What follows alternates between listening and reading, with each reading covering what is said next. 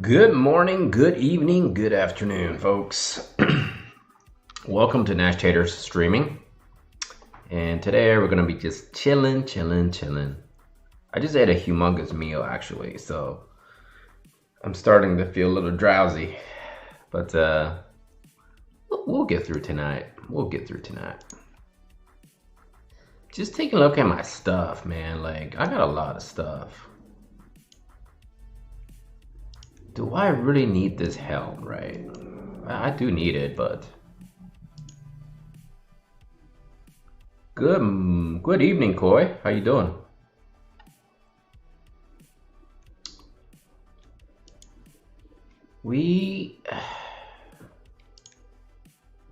So I got my wind spear maxed, essentially, right?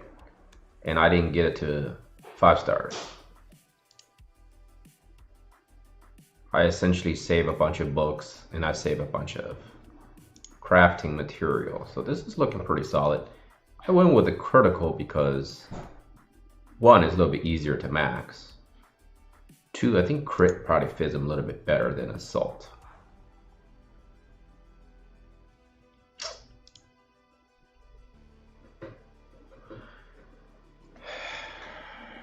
I really feel like do I should probably go through my armor and see exactly what I want from a Trustmaster perspective, right?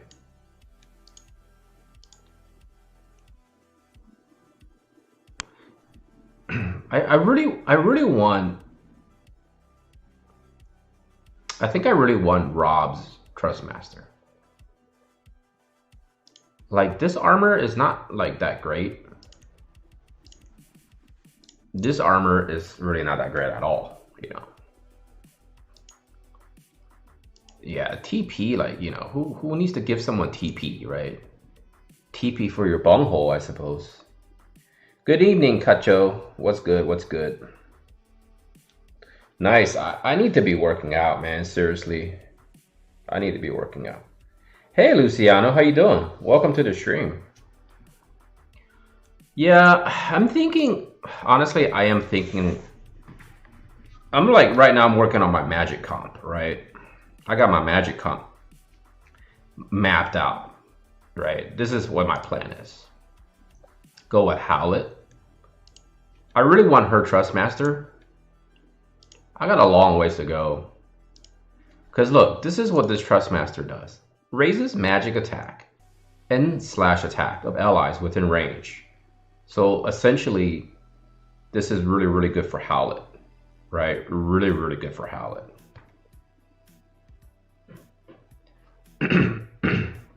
So I'm trying to figure out exactly how does the Rune Knight work. Like, maybe some of you guys can help me out later tonight.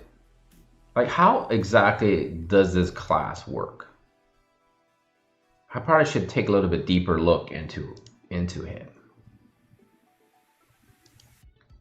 Consumes own HP to evade all physical attacks for 1 turn. So that's kind of like, what's his name? Laswell's skill. So this is like one of those one-time deals. Not that great, right? So I think Miranda is really good for Howlet. Like, that Trustmaster is sort of a must own. And of course, I'm trying to get the loincloth, maybe like for Kane, something like that for my attackers. And that's going to be a long ways off too. I'm farming it every day too. And so let's take a look at Rob's Trustmaster. Wow, it's like such a long ways away. Keen Blade raises slash attack and CT of allies within area. So I have to look up what percentages it raises. Yeah, it looks like it's a one-time reflex, essentially. So Keen Blade raises attack, slash, and CT. That's really nice. I have to look up how much slash attack. I'm guessing 25, 30. And how much CT gauge does it give you? I mean, this thing is pretty boss. And it gives you some defense and, you know, reasonable HP. So I think this is definitely worth maxing out if this thing is like really powerful, right? In terms of So I'm gonna go ahead and make that into a favorite. And then I can put it into my farming routine. Because Gilgamesh is 4 days away from being finished, boys and girls. 4 days away. Ketone's pretty versatile. Ketones, let me see. But you know what? It's gonna take me forever to get Ketone up as well. I don't think I've been lucky with her shards either. Ketone is fleet of foot. Raises own move and jump by 1 for 3 turns and decreased chance of being targeted. So that's very similar to Venarez, right? That's critical evade. That's real nice. Evade 12. So if you do take the damage, you have a higher chance of not getting crit as much. And then you have high evade and agility. Yeah, this is pretty boss. So this is a unit that you definitely want to build, right? This is very versatile. And this decreased chance of being targeted, that's really solid in terms of auto arena and of course PvE. That's really solid. So that will definitely be a target for TMR. Honestly, I'm not really a fan of her. I mean, she's good. She got Drain Force and she has dodge and things like that, but I just can't rely on ninjas and stuff for a lot of PvE content. I like to have bruisers and just shove people's face, you know, just shove the damage down the enemy's throats. And by the way, later tonight around maybe 10:30, I have an actual big announcement to make that I've been thinking about quite a bit. So I'll make that announcement. Hopefully we'll get a lot of folks coming in, you know, kind of flooding in at that time. Thanks, Koi. Yeah, I've been working pretty hard on Gilgamesh. Actually, I haven't bought any shards for him. I was thinking maybe I should just go ahead and just do it now. Like, you know, just go ahead and use the medals that we get to buy a couple of more to shave a few days off. And Big Boy over here. Where's Big Boy? Big Boy, Rob. Not Rob. KOR, actually. He did work for me for Ray, and he is 12 shards away, boys and girls. 12 shards away, guys. Hulk smash, exactly. For those of you who've been watching me since the dawn of this channel, essentially, you guys know that I'm a huge fan of tanks, right? Huge fan of tanks, huge fan of healers, supporting units. At least in this game. Like, I love tanks and like MMOs, but I don't really enjoy tanking in MMOs. Not my style. Like, it gets pretty nerve-wracking, you know? Some people find that to be very rewarding. Let's take a look at this thing here. What is this thing? Raises own unit attack resistance. I suppose that's actually quite good for a support unit or tank. Raises own unit attack resistance. It's kind of weird because this essentially, okay, I don't understand. Okay, the design of this, I guess, has to be balanced, right? Raises own attack resistance, and then it doesn't have crit evade, but it has crit. It doesn't have agility evasion, but it has defense, and I guess reasonable, not even that great. For a premium unit, you will figure the TMR will be like pretty boss. But I don't think it really is that great. I mean, it's nice to have unit attack resistance. I think they probably could have. Maybe that's asking for too much, since they already gave us defense. Maybe giving us crit evasion is a little too much. So you will have to equip one of those gears, like the one that we got recently, that gives you high crit evade. Then you can kind of pair those up, unless that's an armor, which I don't remember. And I think we've been talking about this unit a long time ago about how crappy this thing is, right? Like, this should be an accessory. Why would this be an armor? But I guess it's a helmet. I guess you wear it. I guess.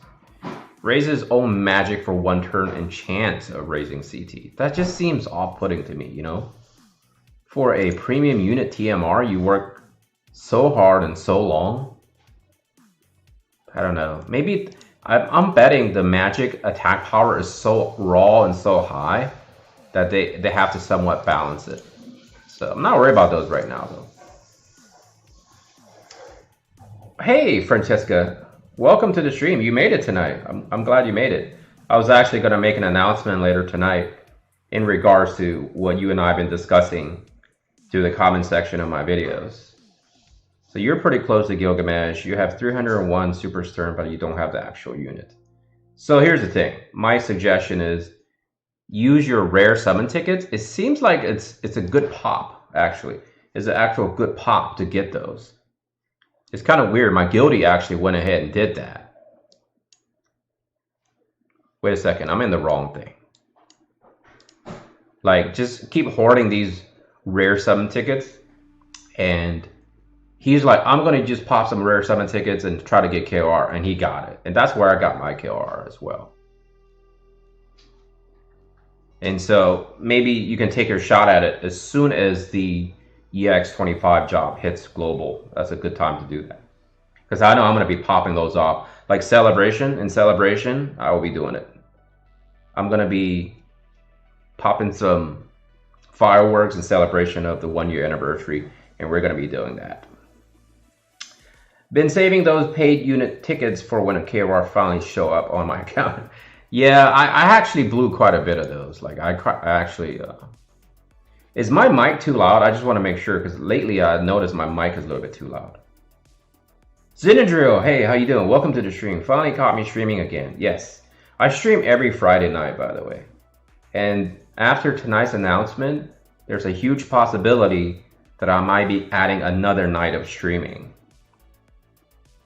Did you end up doing any more Sakura pools? No, I have not. Like, I decided to stick with my plan.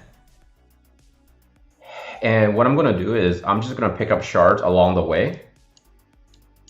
And what I'll end up doing on the last day, I'll just pick up these 120 shards.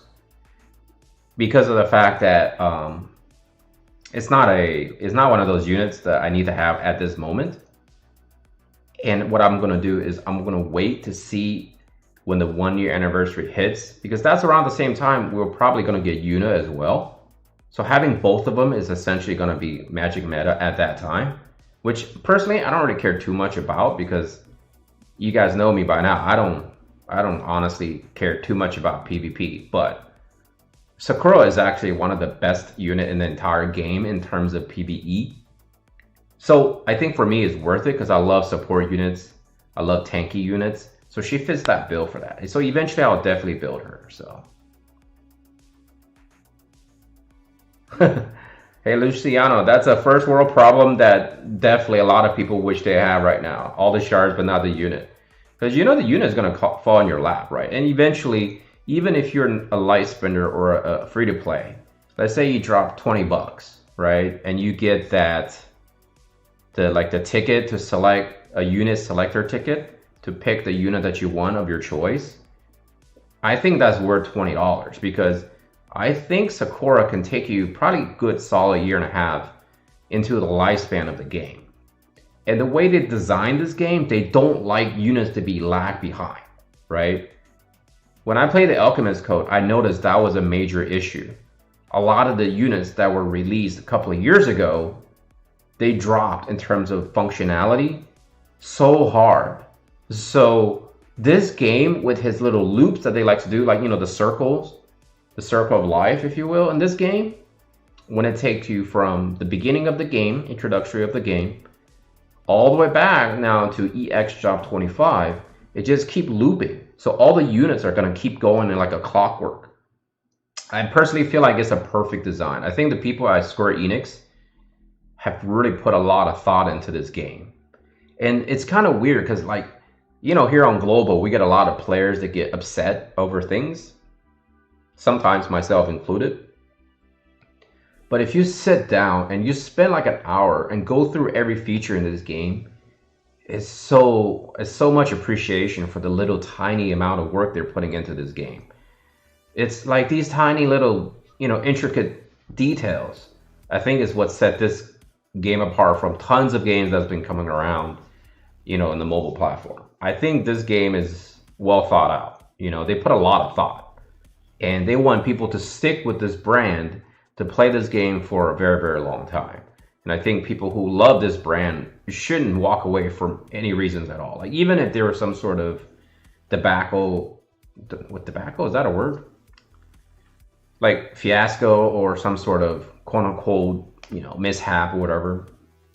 Given what happened on JP, whatever, I think people should still not lose faith in the companies. Like, I know Gumi has some history, whatever, but Square Enix, for the most part, they've been very good in their products.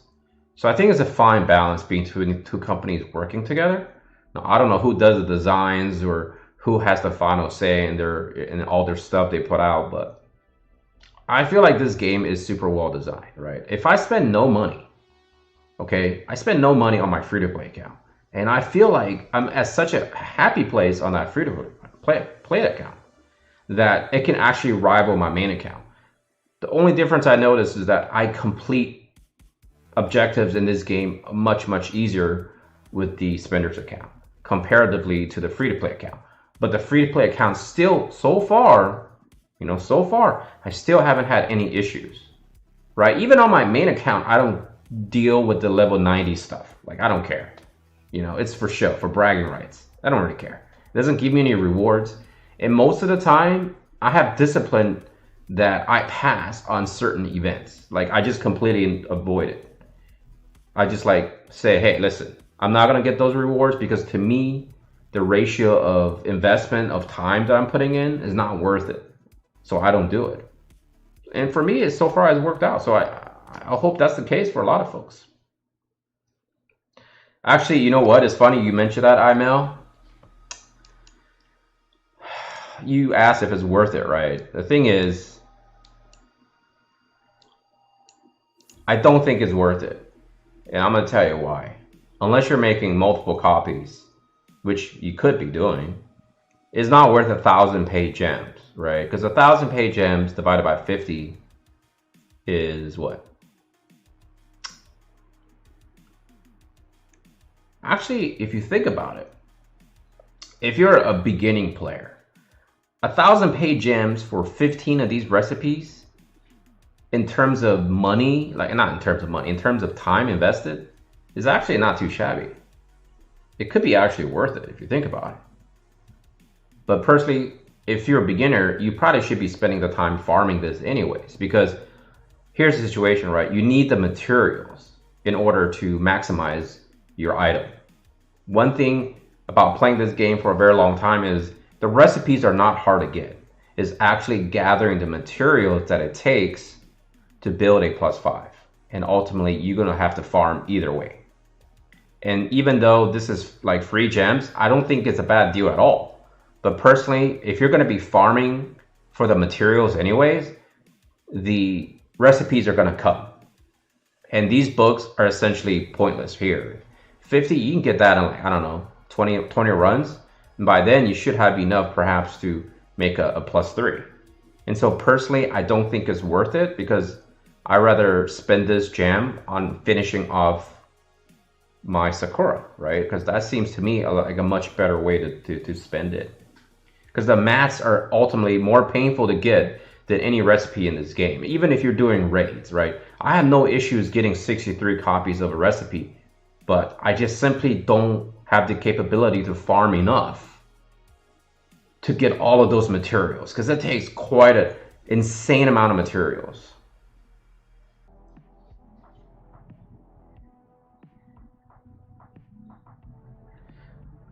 Well, here, like I said, I think the point is the mats are much harder to get. Now, if they gave me tons of materials along with this, sure, I would definitely say 1,000.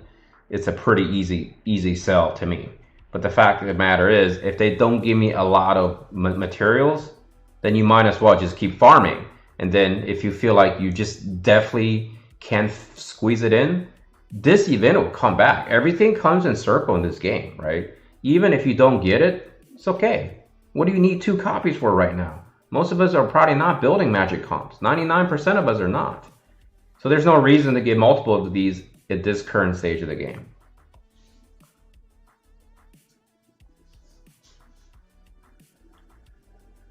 Is Square really that good? I usually just say for limited banner that I'm sure I can max since they're pretty generous with free pools. I think Sakura is top tier in terms of PvE. In terms of PvP, she's all right. Nothing spectacular. I don't think she's going to affect the meta as much as Kayn did. No, absolutely not. Because like I said in my previous video, last Saturday, the Magic Comp has been around since the beginning of this game. Magic Comp will never leave, technically speaking, right? I wouldn't say a meta per se, but once Yuna comes in, Magic will make a much bigger splash on the game than any other sorts of attack types. Even when we bring that, what's his name? One Punch Man comes in, One Punch Man is not going to alter the meta anyway. You know, you're gonna get one punched anyways. Even if you stack tons of resistances, you're probably still gonna get one shot.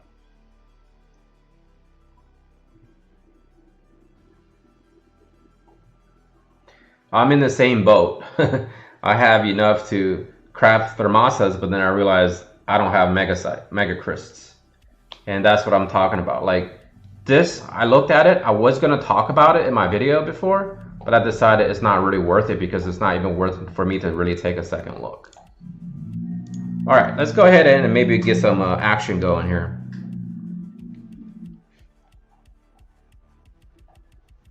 Sakura, I think, is great because Sakura, in my honest opinion, I didn't think about her. A couple of months ago, I didn't even think about her. And then I started reading up on her and kind of see her in action. I think she's in my opinion, like a must own in terms of PvE content. Not so sure about PvP. I don't think she's super great in PvP. She's okay, but not, you know, not the cream of the crop type of unit for PvP.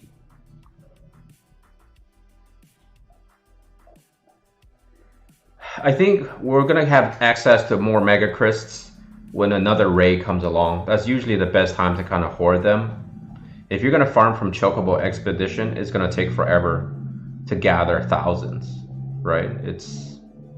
This game definitely needs to have a more functionality in terms of allowing us to craft the UR. I mean, I get it. I get what they're trying to do. Cater to the Mega Whales, Mega Poseidon, Krakens, and then the rest of us just really take our time to craft slowly those UR gear.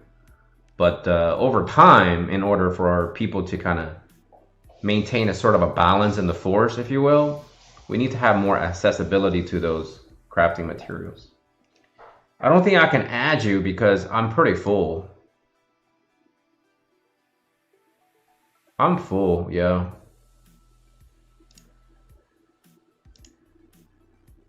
I like how I'm doing daily activity here, but I guess that's what a stream is for. All right, let's go ahead and try to do my guild battles. I always like to do my guild battles live so I can learn from my mistakes. I'm not worried about the barracks right now. When they finally announce that we're getting the barrack change, I will go ahead and start dumping some Visiors in there. I do like this new thing though, where you can mess around with the faith. I think that's great. Is this your HP? No, it's not, Ketone. This is my... Wow, your name is Ketone. That's a cool name. This is my Spenders account. I actually do not really feature my free-to-play account that much anymore.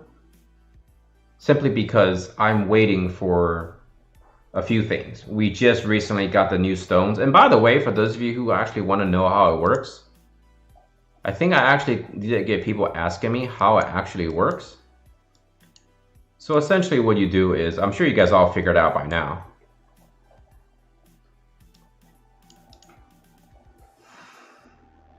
So just go to Awaken. Don't be scared of this. If you hit Awaken, it's not going to automatically use this. Hit Awaken, and now it's going to take you to a menu. You can mess around with this, or you want to do that, which I don't know why you would. So this new feature is going to open up a little bit more things on my free-to-play account, because now hopefully I'm going to be featuring more lower rarity units in my videos, because now I have more accessibility to build more of them. Why am I lowering his faith? Because I realize he doesn't have many things that needs that he doesn't have many things that really does anything other than, I guess. Well, I mean, technically speaking, I'm probably sure raise it back to 70, right? Because I wanted to land it slow. And that healing thing is actually quite good if you land the healing thing. So let me go ahead and fix that, actually. And then I learned something today. By the way, if you do this. So for example, right, for those of you, actually, I haven't done this. So let me do this right now. My JP quest. This is my JP team. I'm looking to build some extra JP for these units. So what you got to do is go to battle setting, turn on your use JP acquisition up item, and then hit. And then, by the way, these crystals, they stack.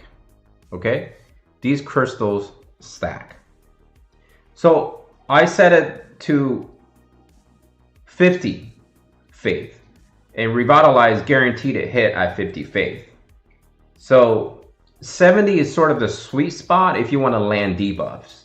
But 50 faith is what you need to get 100% activation on revitalize. So okay, so check this out, right? So I got this card which increases my acquired JP, right? So I'm going to actually, I'll leave it like this. I think I'm okay because I think I really wanted to finish him off. He did a lot of work for me for the raid. So these crystals, they stack. Okay, they stack. So when you hit embark, it's going to trigger this. So these are how much JP I have. I definitely want to use her. Now this, you can use these ovalites. 200%, yes. 200%, yes. And by the way, these are large, and these, I think you have to spend money, but we've been giving these for free. And I'm not going to use it on her. Well, you know what?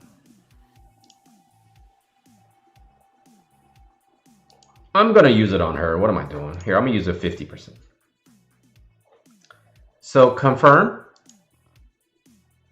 And we'll let it play out. So you got to make sure you do your JP and using these stones. And watch how much JP we actually gain, okay? It's pretty insane. Hey, Dr. Jinga. How you doing? Welcome back to the stream.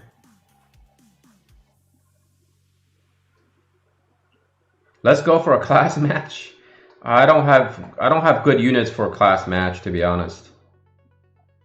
I'm not much of a class match kind of guy.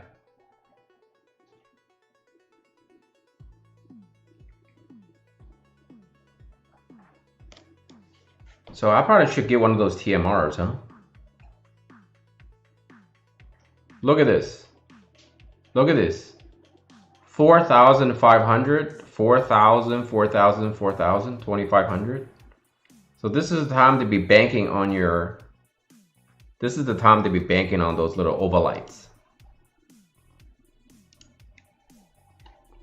And then when you're doing other things, just make sure you turn it off because the ovalites are not really worth using on normal runs because they simply do not give you enough. Before I do my guild, high difficulty, what I did was I auto this. So this is why I didn't get the 1,000 HP. My unit just started healing on their own. So basically what I'm going to have to do is I got to go back. And anyways, you don't have to do this once, right? Because you're just doing this to gain the 50 gems and then whatever these things. But if you think about it, this is not even worth doing. Like, this is trash. This is honestly trash. And I'm frankly a little disappointed in the idea that...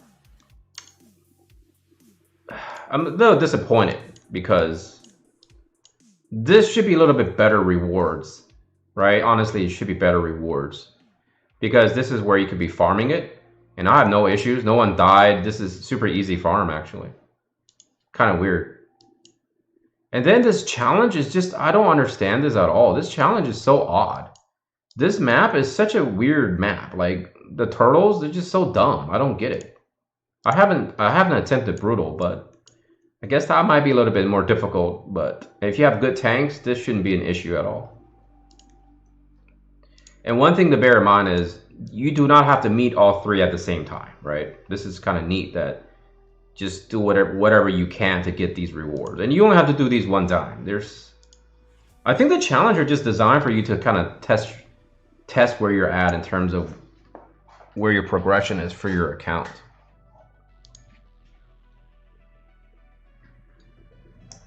Challenge number 2, I was able to do both my free-to-play and my spender with no issues there. So it looks like we're having a lot of difficulty against this team, Chimera. They're actually quite strong because a lot of our players are not getting 6s. But we have tons of attackers left. It's Friday night, so we have a few. Actually, so these are some of my best Magic Comp guys. You guys should be able to see this. Like Stanley, Xander, and Soul are the 3 Magic Comp guys in our guild. Which tomorrow I'm gonna show you guys a video of those guys in action, I think. When you get promoted to Clash Match, you win a Visior. I'm already gold 3. I got 1500 just for promoting. Yeah, I know about the thing is, but to me, for me, it's a time sink, right? Kitong is a time sink. So if you value time more so than the 1500 Visiors, it kind of really depends, right? If you're having fun while doing it, then the 1500 Visiors is just a bonus material. But if you don't enjoy match play like I don't, then for me, trying to grind it out for 1500 Visiors is not really worth my time because I'm not enjoying it. As the old saying goes, if you have a job that pays you a lot of money, but you don't love your job, then you're just working for money. But if you love your job, the money, it just seems like it's a bonus because you love your job so much.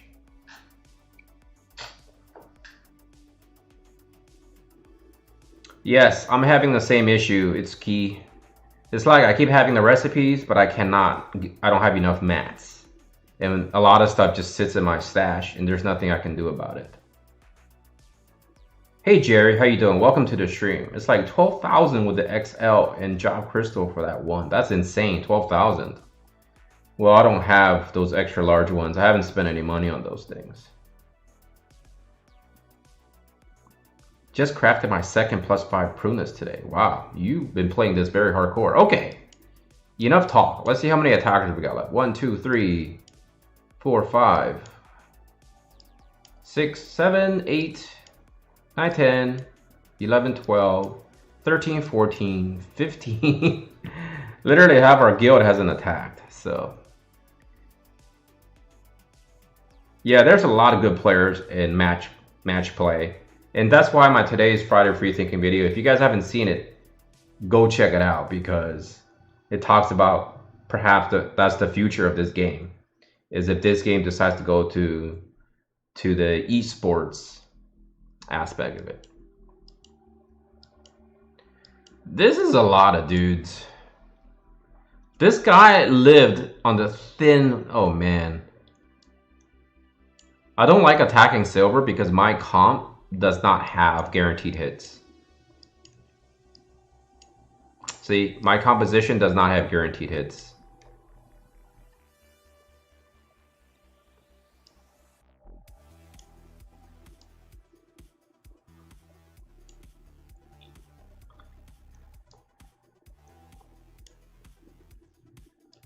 Since we have so many people left in my guild still needing to attack, if I was a Kraken and I'm like streaming, I would just hit their leader every time I stream. But I'm not a Kraken, so I don't dare to do it. I'm a bit scared. Okay, let's look it up something more serious though.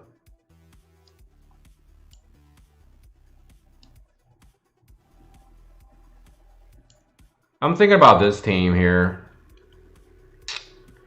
Or this team. So Pertinax and Ram. Let's look up Pertinax. Actually, yesterday's Guild Wars, I had a successful defense. I'm surprised because I, generally speaking, don't have successful defense. This apparently this guild love Ramza. They love Final Fantasy Tactics. What did we say? Perkinex? So this is the guy. So his team is different than that. I didn't mean to hit that, by the way. Pertinax. So they're water, damn it. They're all water, huh? The good news is I don't have any fire units. So we're gonna attack this team. I don't really have too many issues since I have a magical tank, if you will. It's not. Little Leela's AoE Holy is not a guaranteed hit.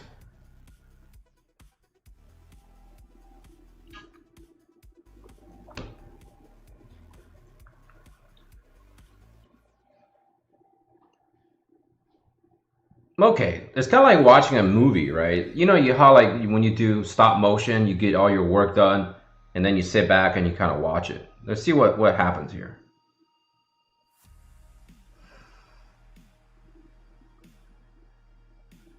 It's a lot of agi.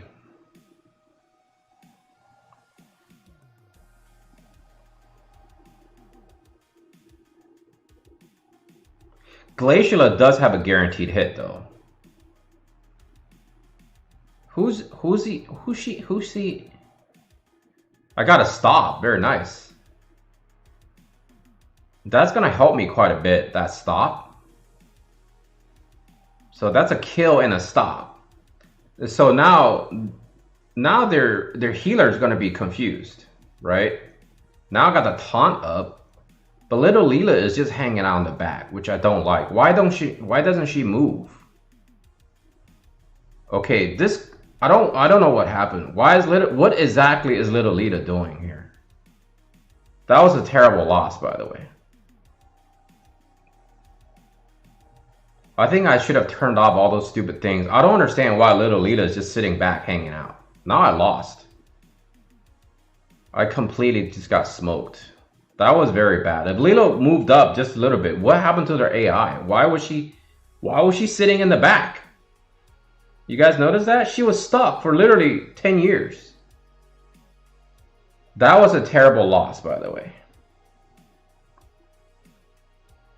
I should have easily won that. Little Leela is trash when you don't tweak her right. She literally is garbage. Like, seriously. This is all me. Like, she sat there and did her thing repeatedly. I should have easily got 3 stars off this fight. The good news is my guild haven't even attacked, so to me it's all good. You're right, Ayaka is way better. Or I should have used Ayaka because Ayaka is really good against stop teams. I think I need to tweak her AI because she totally foobar that, man.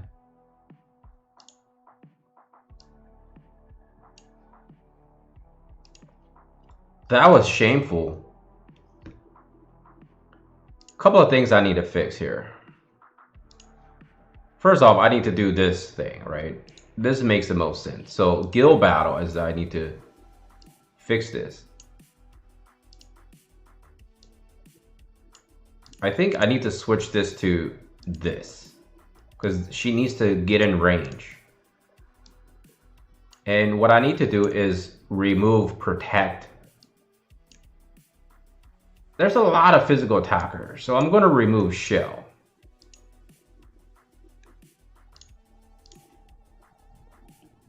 Because if I remove protect, that's the problem, right? Then she actually goes to the front line and just dies. Like she totally like was smoking some blunts or something in the bag. She was just staring into the sky. Like seriously, why did she cast protect on herself and not actually move? Like my front line was dying. But that's my idea though. My idea was to keep her in the back. Like I think it was my positioning. I should have kept her in the bottom steps. Remember earlier this week, they switched the guild map battle out and then all of a sudden they reversed it back to the current map. I think that's what screwed me up. I'm going to go ahead and keep protect. And what I'm going to do is I'm going to move the positions because I was already advanced. I was actually advised to kind of she was maybe literally I got confused calculating heights. I'm not sure exactly. Literally, she was sitting in the corner and she was calculating. Oh, good lord. She should be down here anyways. And she should be in the middle, actually. I like this much better because he has longer range. And she can kind of hang out with her. And so ideally, she should be following the tank, right? But keeping enough distance... that was totally foobar. I should have won that easily. I really should have won that fight, man. That was all on me, though. That's all on me. It's still a shitty-ass feeling to lose that way. She literally just sat there, like, hey guys, I'm gonna sit here and do some math while you guys go into combat. Oh man, give me a break. Actually, I should probably pick these shards up.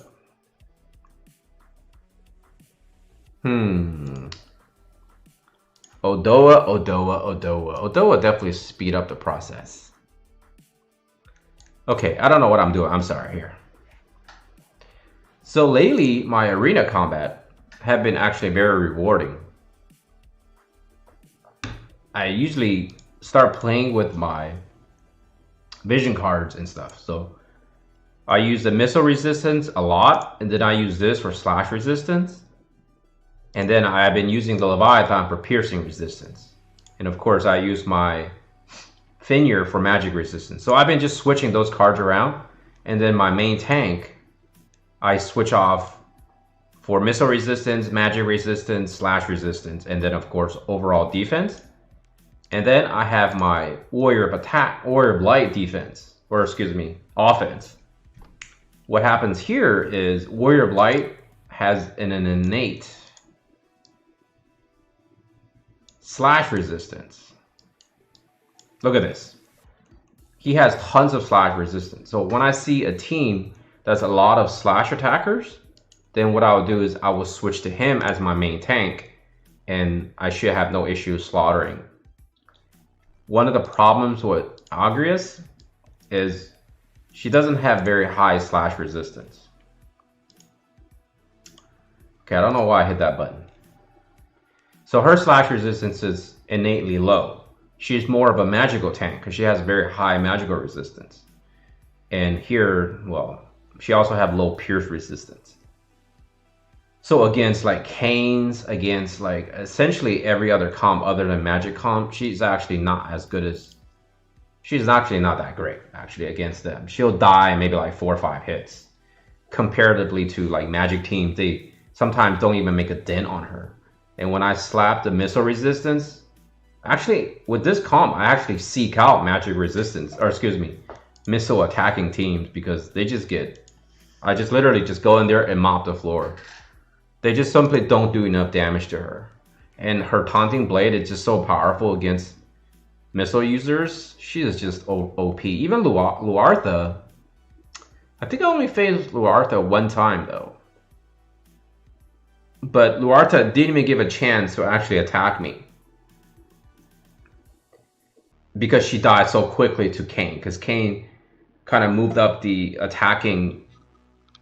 Kayn moved up the battlefield so quickly and was able to take out Luartha at one shot. You know, because that's one of the weakness of heavy hitters in this game that are not bruisers, like glass cannon attackers.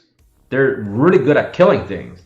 But as soon as they're within range of enemy units, boom, they just get wiped off. They just wave them goodbye. Just say, how you doing? And then say bye. That's it. Like, they just die so quickly. And that's why personally, I'm not a huge fan of those type of units. I'd rather invest in bruisers and units that can grind it out. You know, like when you drop all 3 missile users, Lucia and Frederica and Luartha, right? This is obviously before job 25. But those units are just so squishy, you know? And generally speaking, they can die anywhere from 1 to 2 hits. And that's not good in combat situations. Well, I mean, yeah, if they reflex, right? But I think guaranteed hits, like sharpshoot, guarantees. Reflex cannot trigger against guaranteed hits. So if you have like users there are bruiser types and they can cast Holy, that's not looking too good for them. Especially if you have missile defense, right? If you have Keto Fate and she's stacked on missile defense, even though Lucia, technically speaking, will be destroying Keto Fate, if you stack on missile defense, she'll wipe the floor against them. The only time that I notice there's going to be a big difference is Nivlu joins the fight. And she's so fast, she keeps casting Quicken, and she'll run laps around Keto Fate. And essentially, if she does that, the other gunners, if they're really fast, and they also get Quicken, they can actually destroy them. I don't think Reflex can dodge Holy or guaranteed hits. I'm actually quite certain that Reflex does not dodge.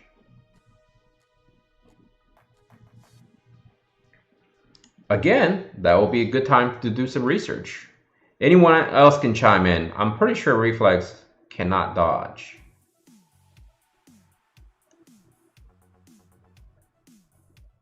A guaranteed hit and Reflex. That's a topic of conversation, isn't it?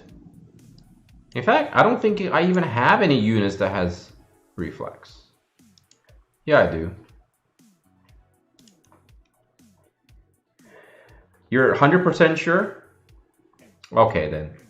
If you're 100% sure, and I'm only 99% sure, then obviously you're 1% more sure than me.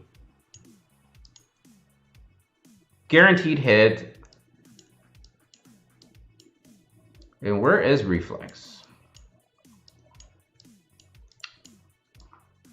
Tuna. No, sorry. It should be blue, right? Reflex. Chance of evading all attacks. So it does have the word all. So if you can dodge. So we already have one guy says Reflex can't dodge guaranteed hits. Someone says my units have dodge Holy. Reflex is not dodge. I think it's calculated. So it says here, Reflex, chance of evading all attacks. So a guarantee is still an attack. Guaranteed hit is still an attack. Well, okay, I'm gonna be brutally honest with you. Even if you say you're in top 50 arena, to me it doesn't really mean much because it doesn't support what we're actually debating about, right? You're just saying you're in top 50 because you're saying you get involved with certain things, and that's good. But the thing is, it doesn't change anything whether or not Reflex can dodge guaranteed hits, right? Do you see what I'm saying? Like, there's no correlation between what you're saying. Like, I understand you're probably very proud of your top 50 accomplishment, which I guarantee you I'm happy for you. Trust me on that. But it's still a matter of debating, can Reflex dodge guaranteed? Here, it definitely says all attacks, right? So I think that's enough to end the argument because chance of evading all attacks means everything in the game. So if you Reflex it, then yeah. No, I get what you're saying, dude. I'm not trying to start a debate or anything about that. I know exactly what you're saying. I'm not, trying to insinuate anything more than what it is. To be fair, like, I have a lot of guildies who are in high arena as well. But that's never been a topic of conversation, though. I think Cabbage says something about, like, reflexing versus guaranteed hits before in many of his videos before, but right now at this point I don't remember. But I think it does make sense that if it can have a chance to evade all attacks, then it's a calculation between your evasion versus the guaranteed hit, right? It's just a percentage. Because if Reflex triggers, which is a triggering effect, then it negates any attack, right? But a guaranteed hits means I'm going to hit you, I'm going to negate your evasion. It doesn't negate his Reflex, because Reflex is a triggered skill. So a proc, right? If it's something that's proccing based off of bravery, then it doesn't really matter. It's a whole new calculator in accordance to evasion, because evasion is its own calculator. Then the computer will check for Reflex. If it triggers it, then it nullifies the attack. But if Reflex does not trigger, then the guaranteed hit ignores all evasion numbers. So I think that's how it's actually calculated. And to me, that makes a lot of sense. then in that sense, yes, you're absolutely right. In high contact or high combat situations, if your gunners are reflexing like crazy, like Christmas Master Day, if she's reflexing, and boom, she managed to get a couple hits in, she's gonna probably kill you either way. And this is why I like tanks, because if they give me a tank in this game that has a guaranteed hit, I don't care. I would drop like cash right there. Boom, I'll throw cash at Gumi and Square Enix employees. I would drive all the way to Japan. I wouldn't drive. I'll fly to Japan and just throw money in their face. Like, here, give me my bruiser unit with guaranteed hits. I would take it all day long. Yes, right, exactly. Reflex is a triggered effect or a proccing effect. So if it doesn't trigger, then it doesn't really make any difference. Okay, so I think we got that out of the way. I don't have to make a video. Although I do want to make a video for those of you who do know, and this will actually be more or less directed towards you, Zenadrill. Like, since you play a lot of gunners with reflexes, does range stack? Like, I wanted to make a video on it. I haven't really done enough research, but do the ranges stack? Let's find Frederica. How much do I have? I don't have much, so I can't finish her, but I haven't been lucky with her shards. But this is the question I wanted to ask. I was told that Ranger Lore +1 range plus concentrate stacks, right? So that's +3. So you have a +2 here and a +1, correct? So you just said that most you can have is +4. So what you're saying is, if I cast an ability, like, I don't know what an ability on her is. Let's say Aimfire gives you a +2 range. The game has a ceiling only +4 total?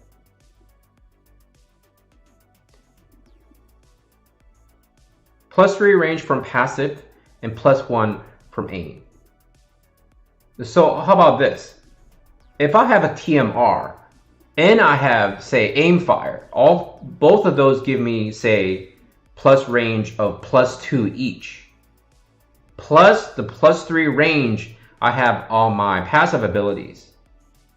The most I can get is only +4. So that means my ceiling is only a +4. It's nothing more than that, correct? I think I ate too much salt because I'm getting the pressure build up in my eye again. I should really watch my sodium intake.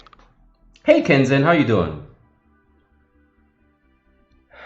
It stacks all right. Yeah, so we already established that as a fact, that Ranger Lore and Concentrate for sure stacks.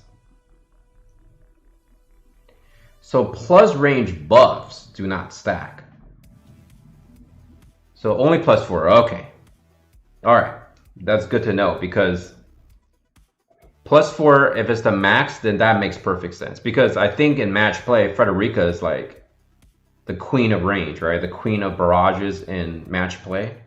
That's like a comp. You use 2 quicken units, and then you use Frederica, and then you just stack the plus range, and then you just barrage. I still don't get involved in match play though. Not my thing. Not my thing, because like I said, it's a big time sink. I probably should take some Tylenol here, because I'm getting like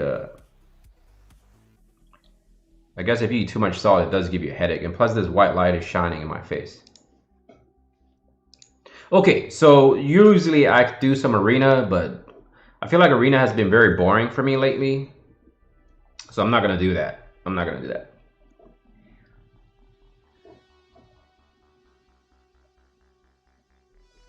But on auto, I use only the plus range passive, because if I use +3 range passives, your unit will immediately attack, and then you're left with no AP the next turn.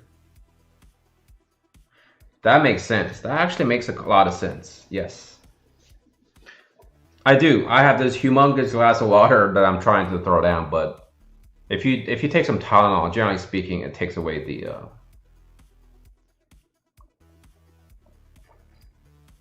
But the thing is, the food I ate tonight, it didn't actually have that much sodium.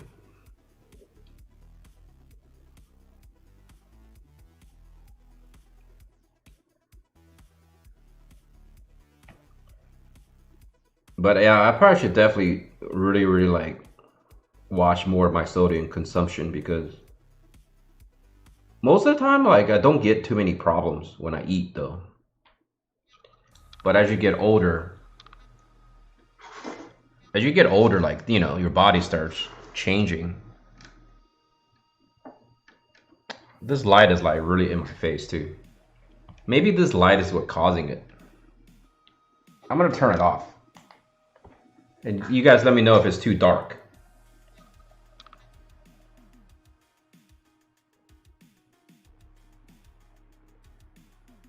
Thanks, Zena. I know, right? Health is way more important than anything else in life. I was grocery shopping earlier and I was driving home. I was thinking, every day we have routines, right? We go to the grocery store, we take our dogs for a walk, we feed our children, we do all this stuff. But if your health goes downhill, you're laying in a hospital bed, nothing really matters anymore. I think it's the light. Seriously, I just turned the light off and I started feeling a little better already.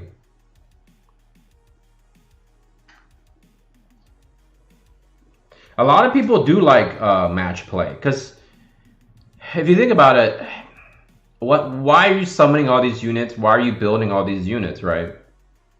You want to use them. And unfortunately, this game, sometimes, I guess given the pandemic, they probably haven't worked on too much content, but I would imagine years down the road, we're going to be able to have ability to use all of our units. And essentially, the tower is one of them, but you can grind out the tower with just a few units. You don't even need like massive amounts of units. So a lot of time, you shouldn't really be building too many units just for the sake of building. You build units for a couple of reasons, right? You want the TMRs or you just love their playing style. Thank you. Tylenol. It should help with the headache. But so it's kind of like you have to take your units somewhere. All those vision cards, all those equipment that you spent hours farming, you gotta like take it to somewhere where you can kind of, pull the maximum potential out of them.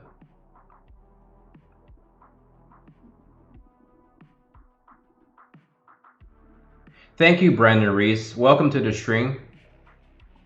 So we have 30 people in chat, and unfortunately, a lot of the regulars are not here tonight, but that's fine. I have always glad to see new faces. So what I'm gonna do is I'm gonna make my announcement. I was really waiting for 10:30, but I'm gonna make my announcement. I think this may affect some players, or it may not. It doesn't really make any difference to me at this point because, well, eventually my channel has to evolve, right? I can't just cover War of Divisions forever because my channel is not called War of Divisions. It's called Nash Taylor's Gaming. So lately, I've been actually studying up on Final Fantasy. And as you can see, I have on my homepage, Homeboy from Shadowbringers, which is Final Fantasy 14. So the announcement is the fact that I will be trying out Final Fantasy 14 MMO. And I think if I really enjoy the game enough, I will be joining the content creators to cover that game because I love MMOs in general. And I thought about it. Like I actually, before I started my YouTube channel, I was playing World of Warcraft, right? The second go around. And I always told myself that was the biggest mistake I ever made was playing World of Warcraft the very first time because, I actually kind of like changed my life for that game. But the second time I realized that I have full, complete control of my life. So I tried World of Warcraft again and it was a great game. But ultimately, just the old graphics, and it didn't really offer anything new. And there was a lot of toxicity in the community, in the player base. A lot of it are just rough. But I realized I love Final Fantasy, and there's no reason not to play a game that has the word Final Fantasy in it, because so far Square Enix has not released anything that's terrible, right? With the word Final Fantasy. So I decided I'm gonna give it a shot. I actually downloaded it and I signed up for the free trial. It's just a matter of me actually logging in and creating my avatar, and I'm gonna be doing that after this weekend because I have to work tomorrow. So I think what I'm gonna do is on Monday, I'm gonna decide to insert a different day to stream, and I'm gonna be streaming playing that game and that game only. So the topic conversation will shift completely to that game, but the bulk of my coverage is still gonna be War of Divisions. Exactly. So one of the biggest attractions was the fact that I read that Final Fantasy XIV has made tremendous leaps in terms of creating a beautiful community. And as you guys know, War of Divisions has, in my opinion, one of the best communities. So I figured I would try to join a different community to hopefully see my channel grow a little bit more, and at the same time allows me to kind of like cover a different type of game in addition to the mobile game, right? But so yeah, I heard a lot of different things. There are some negatives to the game. I mean, there's no perfect product in this planet, right? So because of the fact that everyone's opinion varies so much, so I'm gonna give it a shot. But I'm not gonna go hardcore. I'm not gonna be like, oh my god, I must raid on certain days or all that stuff. No, I'm gonna play it very casually, just do what I wanted to do, play the game my way, and I think that's the best way to approach life. Do things your way. Don't let the game dictate you, you dictate the game. Yeah, so that's my announcement, and I'll go ahead and figure out what's a good day for me to do it. And I didn't know that game has been around since 2013, believe it or not. I know, Jerry, that's one thing I read, was the fact that the story is amazing and you are forced to play it. You know what I'm saying? Like, you have to play the main story mode to unlock certain features in the game. War of the Vision, let's go. Kiton, I still love War of the Visions. There's not going to be a decrease in coverage of War of the Visions. In fact, I'm still going to stick with my routine. The only difference is I'm going to be playing the Shadowbringers, or not Shadowbringers, Final Fantasy XIV for at least during the trial run. And so if the trial run is good and I enjoy it, I will move on. But if it's terrible, I cut off where I need to cut off.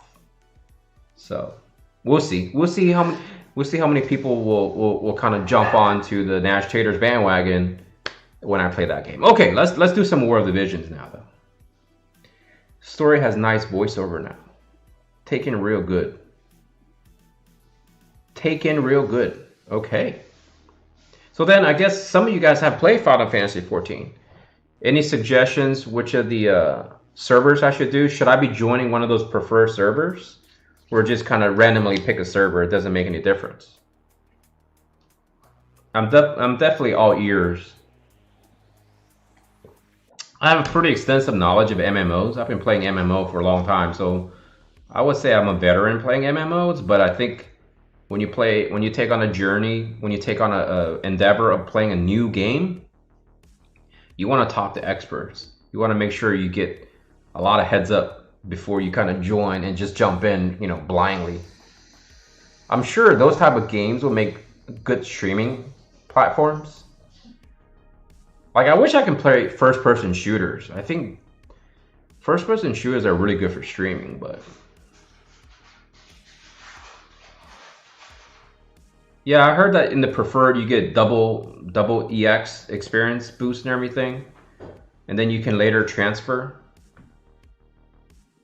So just join any of the North American ones. Okay, that sounds good to me. Okay, all right. Let's get into some War of Visions. Let's concentrate. Okay, so what are we doing today? We are going to be doing some multiplayer for now to see if the chat wants to do this. Apex Legends, let's go. What's going on, Second? How you doing? Apex Legends, let's do it, man. Rage, this video has been brought to you by Rage. Just kidding, it's not brought to you by anything. So I'm finishing up this stuff. This Shadowbringer stuff is easy.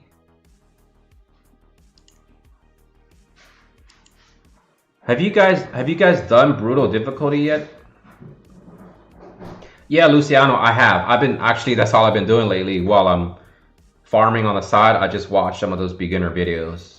I think I'm actually gonna pick the I don't know how to pronounce it. I'm gonna pick the is it pugilist? Pugilist? Pugilist? I like the monk class, but everyone says the monk is not very fun because there's a lot of like stances and things like that. But hey Ryan, how you doing? I was waiting for you to come hang out. I use Kayn on my main for brutal multi. Okay.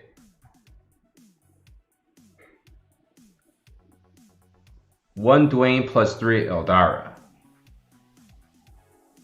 Let me see. Elliot, this is the Alim. This is the Alim. Pugilist. Okay. Yeah, I'm gonna pick the Pugilist for Final Fantasy XIV as my beginner class. I want to just start punching people in the face. M1, how you doing, M1? Solo brutal on auto. I do that, but I wanna get the bonus. I want to get the bonus material. Pretty good damage. You gotta have muscle memory for Pugilist. Damn it. I was thinking I suck at muscle memory things. Lots of positionals, exactly. A lot of people say it's very rewarding, and then some people say it's really hard. I don't know. I guess maybe I'll need to start thinking about it again. So so we have votes for Kayn, we got votes for Dwayne, and then 3 Aldaris. So let's do it. I do have Kayn, so I'm not worried about it. I'm gonna pick Kayn. I'm gonna pick Kayn.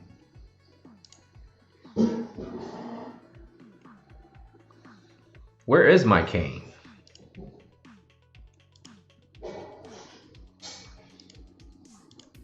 I think Kayn's asleep.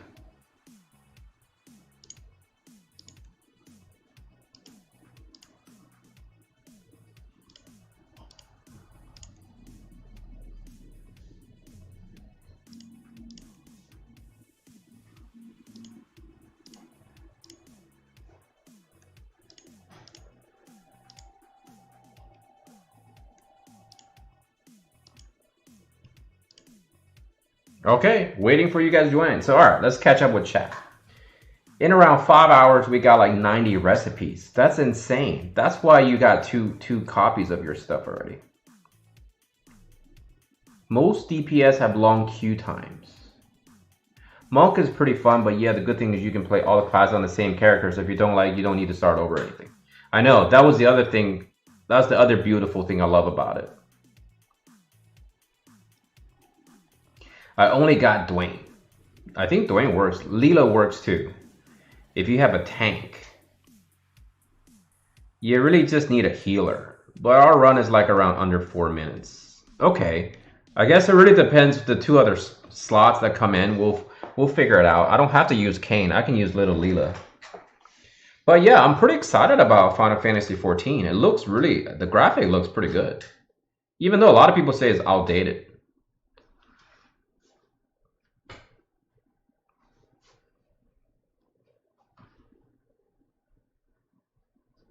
I'll probably pick a female class, and no, I'm not gonna get married in that game. I definitely don't want to get married.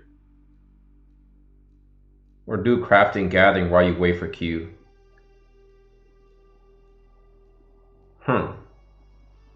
Wait. Most DPS have long queue time. Are you talking about queuing in terms of joining like a group? I'm assuming that's what you're referring to, right, Jerry? Nina's finished cooking.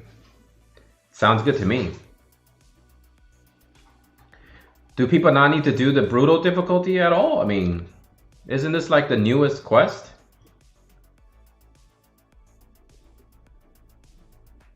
I would like to, I don't know, the bunny girl looks kind of enticing, but I think I have to do females. Yeah, for dungeons, I'll probably do healer. And then for killing things, I'll probably do DPS for fun, right? I think I would like to play the monk just for the sake of playing the monk. But again, the game is great design because you can switch between your classes, right? You can just level the classes as you see fit. And I just want to try them all eventually. Because what else are you going to do in that game?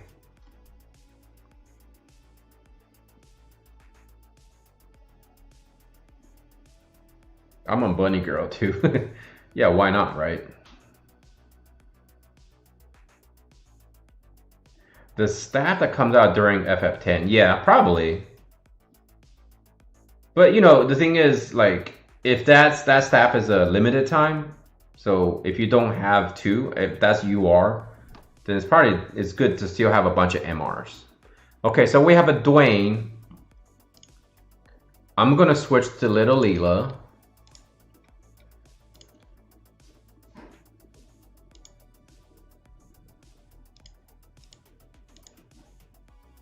I think these are all.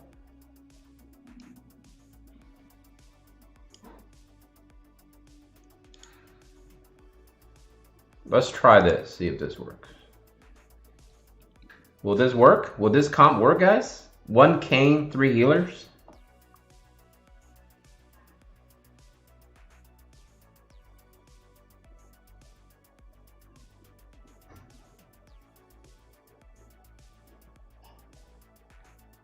I'm not even sure if we have the right units. People just said use Kayn or Dwayne and then three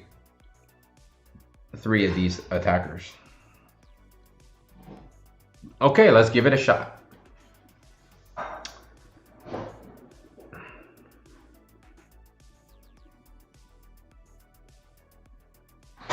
Slot 3 and 4 will be subject to sharpshooters.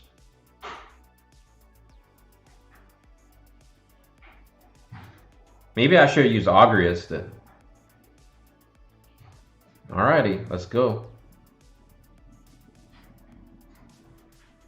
Well, that's not a lot of damage.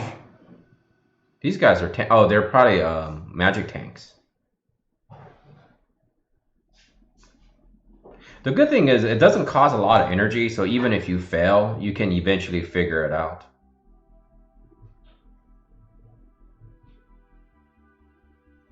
Well, I'm not dead, so sharpshooters incoming. This person's gonna heal. Yep, there it is. That's stun. Wow, these are a lot of damage. Seem like all we're gonna be doing is healing. Very nice. The confusion should help if we don't kill that person. Here comes the sharp shots. So 2 down. Oh, he's got courage.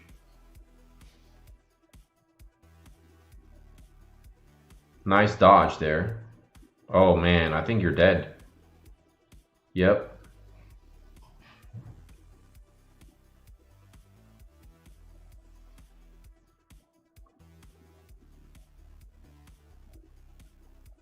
Nice. Whoa, wait, how did he get confused and he's still... Wait a second, did you guys see that? Did you guys see that? Like, he's still alive, or he's still confused, but he took a hit.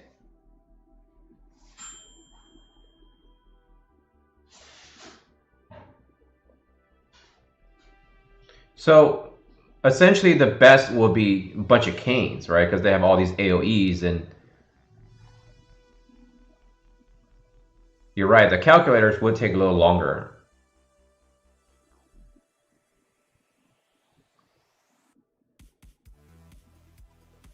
Right, Brain Pierce. The great thing about Kayn is that Kayn also has the blood drain, and you can just heal himself.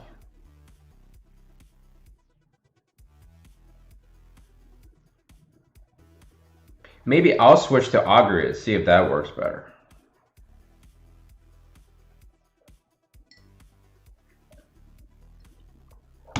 Yes, we are approaching 1,000, folks. And so it says, essentially, I'm going to have to make some decisions to going forward with the channel, because I want to do a little bit more than what I'm doing now once I start monetizing, because the revenue that's going to come in, hopefully, will be, I can do more summons, right? I can buy more packs.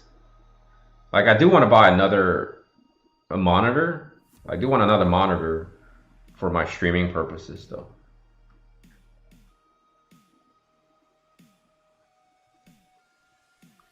Because right now I'm using an iPad. That's why you see me doing this all the time, because I have to try to keep up with chat.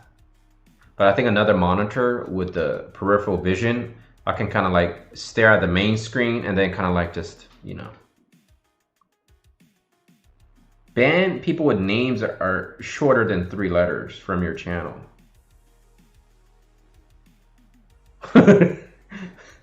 So the person that just typed the person named M1 just typed ban people with names that are shorter than 3 letters from my channel.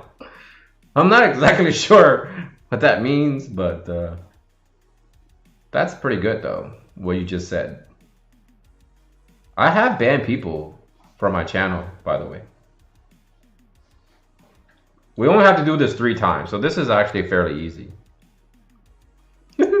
I know what I was gonna say. I'm not exactly sure what M1 is saying because he has 2 letters in his name and he wants me to ban him. Yes, Zinadrill. Yes, you changed your name. Yes, that's right. MD, MD, MD. You're right. You were MD. That's pretty funny, M1. So I'm assuming M1 is changing his name to something else. Ban anybody that has less than 3 letters. He wants to be banned. Does that mean M1 is preemptively telling me that he's going to do something harmful to this channel because he wants me to ban him? Come on, let's be honest. Banning someone doesn't really do much. They can just make another account. Although I have banned many people before. M1 to, yes, M1 to M1. There you go. 1K, I'm pretty sure M1. I'm still about 90 something away.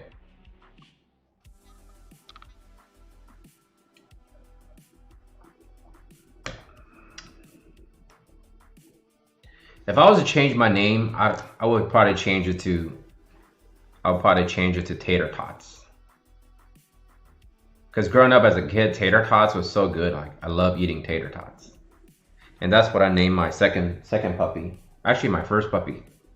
Because my first dog, Nash Taters, I never got him as a puppy. I kind of wish I did, though.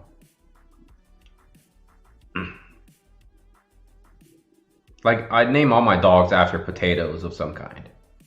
Starchy legumes or starchy vegetables. Damn, Saban, living on the edge there. Wow, did you see that? That was literally down to like a 1 tick left. Dude, Colorama is like tearing them up, man. No, I'm not gonna change my name. It's gonna be engraved that Nash Tater's name is gonna live on for forever. Steve Nash, yes, exactly, Steve Nash. And there was also, at that time, Kevin Nash.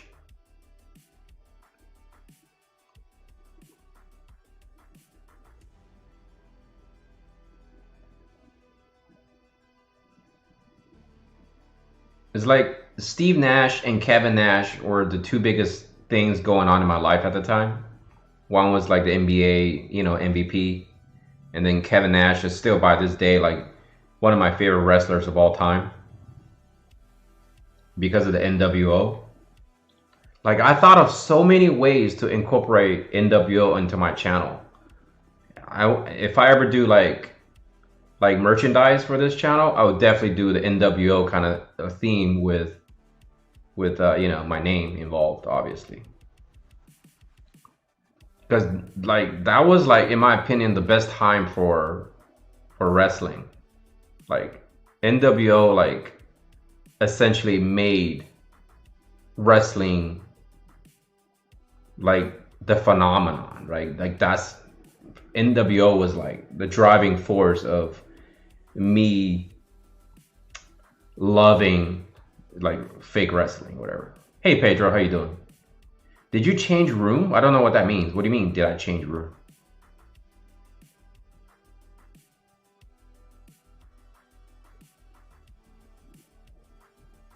Did I change room? What? Did I change? I didn't change room. We're in the same room. 5 hours, you got 90 recipes? Well, we did 2 runs, we got nothing. But this map actually seems quite easy. Maybe I'll ask my guildies if they want to farm it out.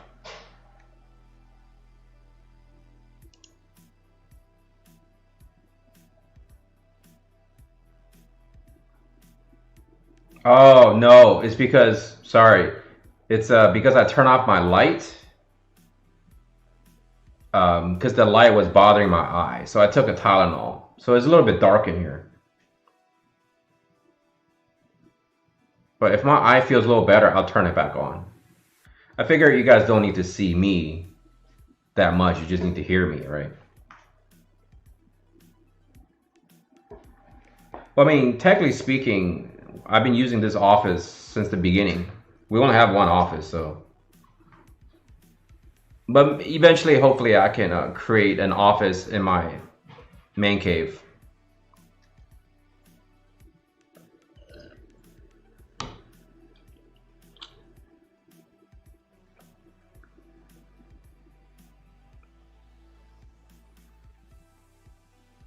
It's like I don't have a headache, but it's like I think the the bright lights was like really hurting my eye. Because this last week I had the same thing. Like once I started streaming, my eyeball started hurting.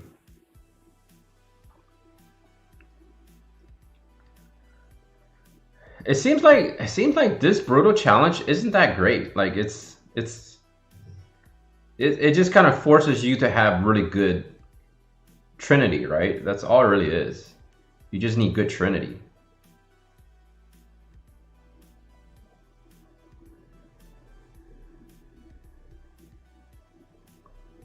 Hello again, hello again. Did you leave us and then come back?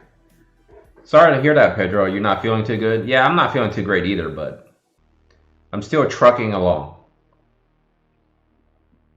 We're only doing this just so I can see how tough this brutal is. I haven't done brutal at all. But it seems fairly easy. Again, you don't really need that many units. You really don't need to invest in too many units in this game to be successful. I bet you, though, units that have a lot of like barriers and stuff probably should have no problem defeating this area.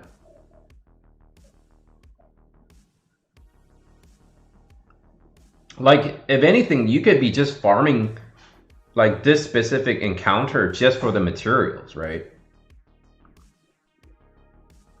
You don't really necessarily even need to farm multiple copies of this staff unless you put it to good use, obviously. But getting the materials is going to be... Damn, did you see that? 3K? Damn, Sabin, that was a 3K heal.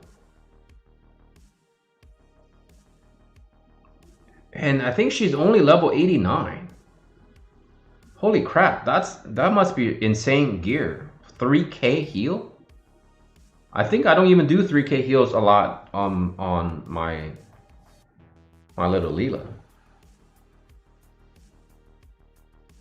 So that's the unit I'm looking forward to build, is Lorelei, because Lorelei is going to allow me to charm people with the bow. Wait, sorry, wrong person. Lorelei is the person that's going to allow me to cast Doom with my bow.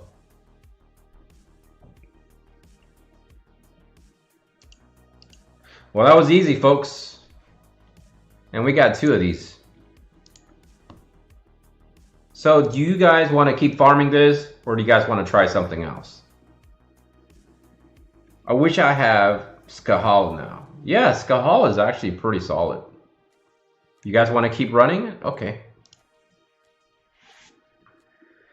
I have no problems here. So let's talk about some fun things.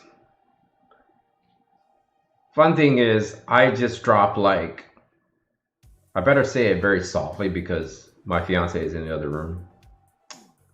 I dropped a lot of money on some Masterpiece Transformers lately. And we've been trying to keep tabs of our spendings, and I gotta be honest. I don't think I don't think hobby should be part of your spending when you're trying to figure out your expenses for the month, right? So for me, it's like this morning. Was it this morning or last night? Right? Last night I was waiting for the server reset and then go to bed. And I have my web pages open to this Chinese website, by the way, and it has like all the Masterpiece Transformers that I've been needing to finish off my collection. And by the way, it's gonna take forever, right? No, it shouldn't, right? So okay, so when you talk about finances, so you got to think like this: if we were to have savings in an account in which something happens to us, you know, we can't work, or we need to look for jobs, you need to calculate roughly 6 months to 12 months of actual spendings, right? And multiply that equal to how much you need to have laying around, essentially, right? So I was thinking, I'm not going to be buying Transformers every day. Like, that doesn't make any sense. So why do I need to keep putting that into my, you know, what do you call it? My budget. You know, that doesn't make any sense. And the only reason I'm spending so much money lately is because last year, 2020, I literally spent zero. Like, I spent like almost no money last year. Literally, I spent like nothing other than food. I didn't buy any clothes. We didn't buy any Christmas gifts, no birthday gifts. We didn't really buy anything. And I didn't buy any toys or nothing. Like, I didn't buy anything. And I didn't work on my man cave, so no furniture. The only thing I bought were stuff for recording things, right? I bought a mic, headphones, the little light thing, and little tiny little things, right? And we didn't travel at all. Hey, what's going on, Illegit? How you doing? So, long story short, I spent nothing. And it literally suffocated my Transformers collecting, because one of the biggest things that we used to do was travel, and I would buy Transformers wherever I went, because a lot of the good Transformers come from Asian countries. So this year I started collecting again, right? And I had to catch up because I had to go back and trace all the ones that I missed, because if they release them, usually if they sell out, I gotta wait. I gotta wait for them to restock, or their companies to catch up in terms of you know, fulfilling their orders, right? But a lot of the products have been sold out very quickly. I guess people ain't got nothing else to do with their money anymore, right? Because they ain't traveling. They're not eating out as much because of the pandemic and all that stuff. So a lot of people started buying probably more Transformers. So the toy market was very good. And so anyway, so I started like spending a lot of money. I think I spent like, I don't know, 3,000, maybe not that much. So I bought literally like every other day. There's like my doorbell is getting run because the packages are coming in, right? And so last night I was waiting for server reset, and I was just hawking. I was hawking this one website, and this one website, for some weird reason, for literally that one split second, I hit refresh. Bam! A Transformer popped up that I've been waiting to buy as like one of my last pieces that I needed to buy badly. And it was on sale. It came on and it was on sale. And I was like, what? So I click on it. Of course, I ran to grab my wallet, and I was like, I clicked on it, and then boom, I got it into my basket, and I was able to get it. And so I got it, and then of course I bought it, and then I hit refresh on the website again, and guess what it said? It said sold out. So apparently they had that one guy that they put on for sale, and I bought it. I think I saved like $40 if I bought it from this company compared to all the other companies. By the way, they're all sold out except another company that's located in Hong Kong. And the Hong Kong company, they would have charged me probably like, I think like $260. So I only spent like, I think $220. But then since I spent so much money with this company, I used up my coupons, whatever, you know, because every time you spend money, you get like 1% as a coupon, whatever, right? So then boom, I got a pretty good deal on it. And then I thought about it. Like, there's no buyer's remorse here. Like, I thought about it. I was like, you know what? If I just bought this product when I was in Singapore, I would have only spent like $150. And in hindsight, I should have did that instead of buying the other ones that I had. And by the way, this is the first world problem that we're discussing here. Because, you know, most people don't be talking like the things that I'm talking about, you know. And so, yes, when I was in Singapore, I should have bought that shit because it was so much cheaper if I would have picked it up then. And this product on the secondary market sells for double the value compared to the other things that I bought in Singapore that today I could have easily got for normal prices. So essentially, I lost money based on opportunity cost. And so, yes, this story has a point. It's something to do with War of the Visions, right? It's all about opportunity cost. If stuff gets thrown at us, we need to take advantage of it at that time, or else you're going to be, like I keep saying, you're going to get taxed, right? You're going to get taxed. And that's what it is. Like when you buy these transformers, it's essentially you have to pay secondary market tax, right? Because if you buy something from eBay, you know, these dudes are looking to make money, so they're going to jack up the prices. And in fact, all these other companies that are selling the products, they know they're catering to the Americans because they know we're spending a lot of money on this kind of stuff. So they're raising the prices like crazy. I spent all my stimulus money. I spent all my stimulus money on that stuff. But I'm going to slow down quite a bit now because I'm essentially caught up. All right, bright light. Here comes the bright lights. There we go. My eyes feel a lot better now, so.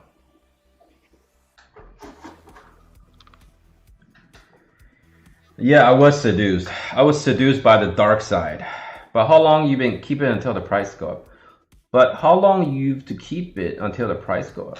Like, you can keep it infinitely because the market is huge. There's always people trying to buy.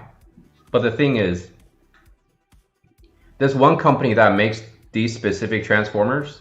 They don't make enough. So the supply is always less than demand. That's why it's always driving up the secondary market. Whereas many of the other companies, they don't make as nice as product. So a lot of their stuff is always in stock in all the stores that I scope. So many people are just, essentially they're buying up all of these products from this one company and trying to flip it for money. Now, personally, I'm not a fan of doing that anymore because I'd rather be invested in something else. To me, that's not really considered worthy investment. Like a couple of grand over a course of multiple years, it's not really worth putting your money, right? That's not really a financial viable investment. It's just kind of pointless. But if you're doing it to support your habit of collecting things, then that's fine. There's nothing wrong with that. But like how I dropped some money on MB EVA. What's MB EVA? Yes, essentially all these things are just decorations in my man cave. I'm not really looking forward to just buying a bunch of things and then selling them anymore. You know what I'm saying? Like, I don't plan to buy to sell anymore. Like I used to have this mentality like, oh my God, I need to pick this up. I need to pick up 5 copies so I can sell it on eBay. It's just so much headache on eBay, you know? There's so many better ways to make money. Like one of my buddies, he's a really good friend of mine. He does it because he loves it. He loves to go out there and search for things and then flipping it for cash.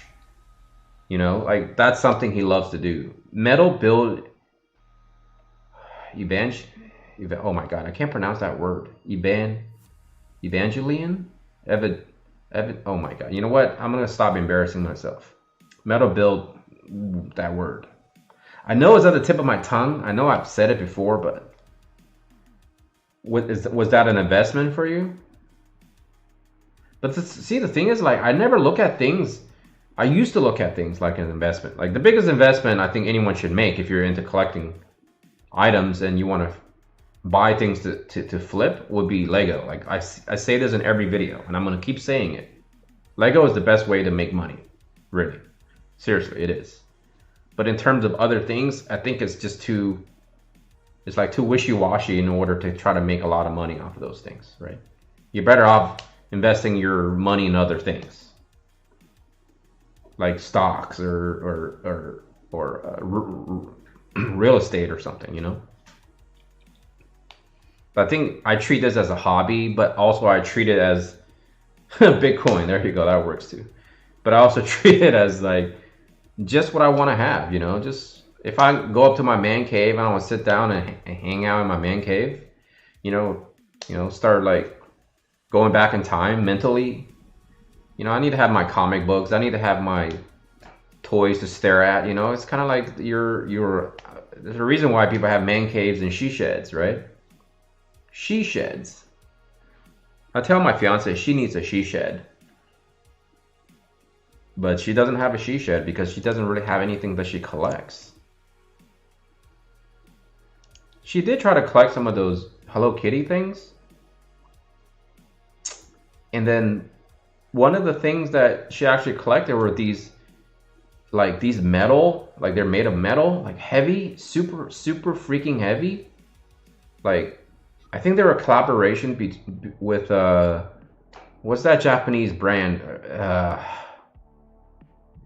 Chikojin or Chokokin, and Hello Kitty. So the Hello Kitty will be like a Chokokin design with the color, and then you can pop her head open and you can insert like a little pilot to ride in it, and you can have her do like that Chokokin flying and things like that. And we saw this first in Japan, and she really liked it, and then she bought them. And there was this one that I told her to Chokokin, yes. So there was one that I told her to buy, right? That was literally like the entire design of this mech of Hello Kitty, and it's only about, I don't know, 6 inches. It's like the most expensive one. She could have bought it for like a lot cheaper than what it is on the secondary market today, but she didn't buy it because it didn't look good to her, because she just liked the other ones, because the other ones was just the Hello Kitty. Yes, Bandai Chokokin, yes. The other ones were just Hello Kitty in a mech form, you know what I mean? Like just like a metal mech. Just imagine big ass head Hello Kitty in a like all metal, and you can set her in this little stand and everything. But they also did the collaboration with the other stuff, and man, it looks pretty cool. Like I was like, man, when I saw it in display, I was like, damn, this shit is badass. And it has a tiny little Hello Kitty that can ride into the mech. I thought that was pretty neat. So she bought those, and then of course she bought these like these Sanrio Hello Kitty like representations of Japan, with the Hello Kitty like with the kimono and other things that is very representation of Japan culture. So she bought those. Yes. Is Bandai. So Hello Kitty is mechanized. Exactly. There it is. I mean, Bandai is like the ultimate mechanized company, right? I bet you Bandai gets so irritated the fact that Takara was like making so much money off of Transformers. And you know, it's a shame too, because like Bandai has like really crappy mobile games, right? They're like notorious for being poor managers of mobile games. It's a shame too, because a lot of the IPs from Bandai, they're so awesome, but they make crappy things. You know what's really expensive is those, what does he call those? You guys know this. It's those like all these guys, they're like gold, they wear gold armor. I know it starts with an S. They all have these gold armor. And like it's a pretty old anime, but their toys are super expensive, especially if you get the premium versions. Do you prefer Japan or Singapore as a travel destination? That is a great question, M1. That's a great question. Saint Seiya, thank you. There it is. Saint Seiya, yes. Saint Seiya. So expensive, man. Like, they're pretty expensive. They're very expensive. Like, I've seen figures go for like 200-300. I mean, that's pretty freaking expensive, you know? Yeah, Bandai does sell like a lot of plastic molds. A lot of plastic molds, and all they do is kind of like just keep rehashing the same things over and over and over. I personally like SH Figuarts. I love those. That company, they make some killer stuff. That's from Bandai. One that one subdivision of Bandai, if you will, their shit is legit, man. Those guys are awesome. Like I got Goku from FH. Where is it? FH Fig Arts, and they're so posable. Like they're so amazing. I mean, I was tempted to start collecting all of those things, but I decided to not to do it because that was a rabbit hole I wasn't really willing to go at all. But I'm not delaying the question, M1, at all. Like I've been just thinking while I was talking about Saint Seiya. It's a tough choice to pick, but ultimately I think I will have to go with Japan in terms of travel destination. But if I was to pick to live, I think I will live in Singapore because I don't know if I would enjoy Japan if I was living there every single day. But if I get to travel to Japan twice a year, if I was living in Singapore, I don't know, 4 times a year, then I would definitely say Japan will be the place to travel, whereas Singapore will be the place I live, if that makes any sense. Because I think the Japanese culture is great. I think a lot of things are very admirable, but I don't think I would enjoy living in Japan because well, obviously I'm not Japanese. But I think Singapore, for me, oh my God, are we gonna lose? Oh no, wait, you didn't drain. Did you drain? We lost. How did we lose? Oh man, we got punched in the face. Okay, I will switch to Kane then. Well, the good news is we didn't get anything good, so I'll switch to Kane, see if that would help. What's going on, Ben? So hopefully that will answer your question because, yeah. Yeah, the Fig Arts are awesome though. I know they're from Bandai. I know they're from Bandai. But personally, I think that the if I was to collect anything like Star Wars or Dragon Ball or Naruto or any of that stuff, I would 100% go with Fig Arts because I think those things are just dope.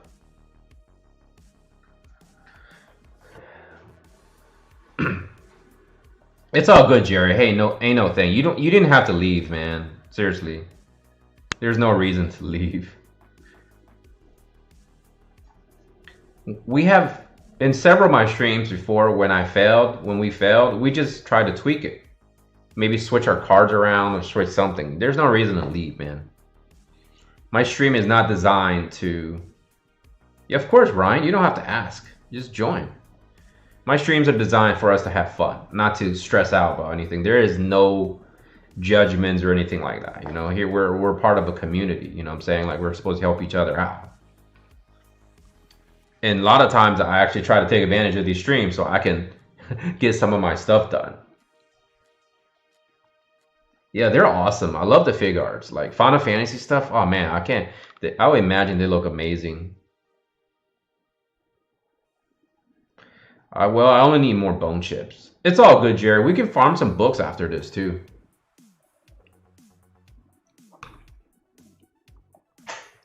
I love farming books. It's so soothing for me to just keep watching the books trickle in, you know?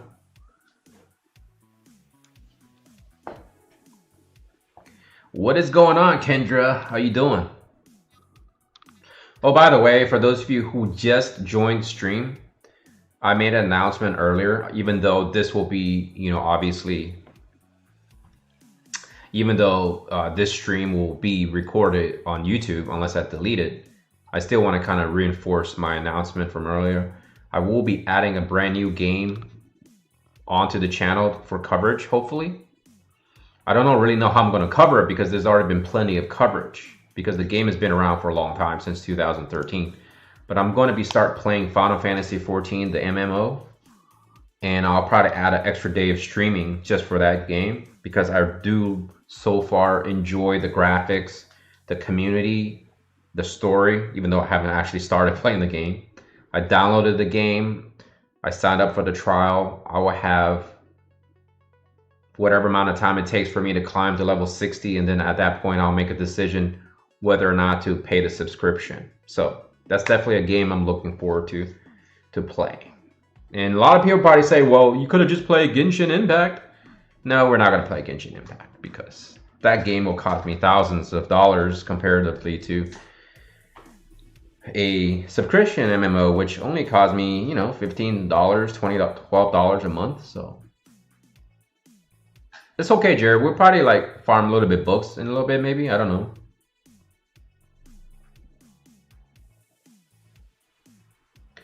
But yeah, I think collecting things it's a very like a guy thing. I mean, that sounds kind of lame, but I think guys love to collect things. I think we like to collect little trinkets and shiny things, if you will. That's all we like to do, you know. Lost 2 of our guilties to the G word. I know, people love that game, and you know, I don't blame them. You know, it's essentially playing Zelda, right? It's essentially playing a Zelda game for free, technically speaking. And it gets updates. We don't say the G word in our Gale chat anymore. Yeah, I call it GI. I call it GI. I collect coins. I used to collect coins. I used to collect coins and I used to collect stamps when I was a little kid because I didn't have money to collect anything else. I think coin collecting, I was up to like, I think like maybe like 13 or 14 countries. I think today, if I was to do that, I'd probably be able to, you should be able to get a lot of different coins. But since the world is, you know, essentially opened up now. Oh no, that game is trash. The raid is completely trash. I wonder what G word was. Was it G spot? We lost 2 guilties to the G spot. Hey, listen here. I almost was tempted to shut down my stream tonight for G spotting. So this should go out to the community that, hey, I do enjoy the community that much that I didn't even shut down my stream for G spotting. So I collect Gloomy Bear stuffed toys. That's very niche.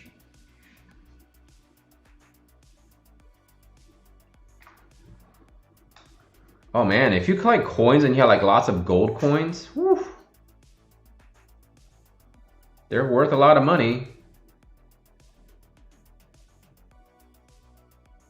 I'd rather play Breath of the Wild, I guess. I know for a fact I just burned my money there. Yeah. Maybe Breath of the Wild 2 will come out and then all the GI people will leave. Like the World Division rate is 2%, right? It's pretty bad, right? By market standards. But there are so many ways to get the unit you're looking for eventually. And as a spender, you're essentially guaranteed a lot of the units in the game. That's true. Not a lot of countries have print and go coins. Americans do. But then again, we Americans like to do a lot of dumb things, right?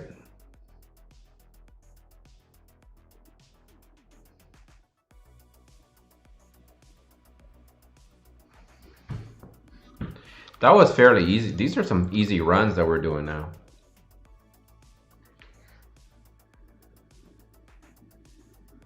Yeah, gold's gone up to what, 1,300 last time I checked. I think gold is one of those things where if you invest in gold, you have to buy a lot of gold to be considered really investing, right? If you just have a couple of ounces, not really investing. I mean, you probably have gold that's worth like a few $100,000 because of the rarity and the fact that they're real gold. I can concur that it does not feel like 34%. Really? It's up to 1800 now? That's crazy. Well, then again, lately I haven't been really summoning much.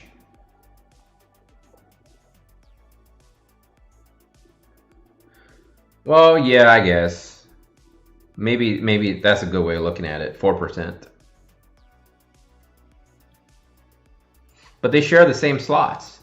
So I still think it's 2%. I mean, the fact that they give us guaranteed vision cards, right? That's something a lot of companies don't do. They're not going to give you guaranteed if you spend a certain amount. You know, as a free-to-play player, you still have the luxury of building, I don't know, 2 to 3 cards per 6 months, maybe, right? So if you were just have 5 good units and then all you did for a whole year was to keep getting good cards to make sure your units are legit, you can pretty much enjoy this game thoroughly with that kind of planning, that kind of mapping out, right? You can definitely enjoy this game free to play. You know, it doesn't have to be even your main game. It could be your side game. I think a lot of people play this game on the side because a lot of farming, right? You just log in and gather materials, and then a lot of times you could just run things by itself just to auto farm. Like, I enjoy streaming because to me it's fun. So having these multiplayer, you know, so we can all play together, I think that's kind of just a neat thing, right? But it's not everybody obviously enjoys it. Some people don't care. Some people rather just farm on their own. And sometimes I encourage that. Like certain like events, you should just farm on your own because it's faster and it's easier. You can just go to the gym. You can go watch movies with your kids or hang out with your friends or your family while you're just farming things, you know, auto.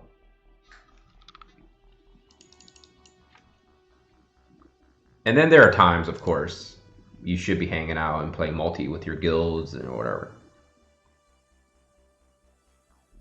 Well, there you go. Like, I think it's a great main game. Like, for me, it's my main game. All the other stuff I do is all on the side. And I don't want to approach Final Fantasy XIV with a mentality of, I'm going to be time syncing everything I do. I wake up, I log in and farm for 16 hours. No way. Like, I'm going to just play it at my own pace and just enjoy it. And then when I stream, I'm pretty sure if a lot of people come in for that stream, they're going to be like, they're going to probably be veterans of playing that game, and they can give me advice and I can get better at the game, you know? And I think that's the advantage that streamers have, is that you can get better at it. Thanks, Ben. I'm your main gaming. Very nice. That's very kind words.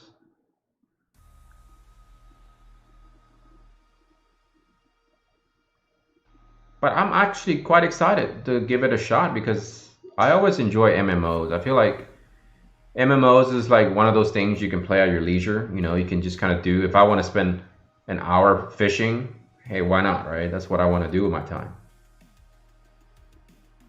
But yeah, I don't think I'm going to make it like my main thing forever, so. Yes, Ryan, I actually tried again to play that game, and I couldn't really like get into it because I don't really enjoy the graphics. So unfortunately, I abandoned that game for the second time. I keep trying to go back to the game, but I couldn't do it. There's just not enough time in a day for me to play all these different games all the time. Dang, you fishing people for gear? I used to do that. I've done that before. I've done that before.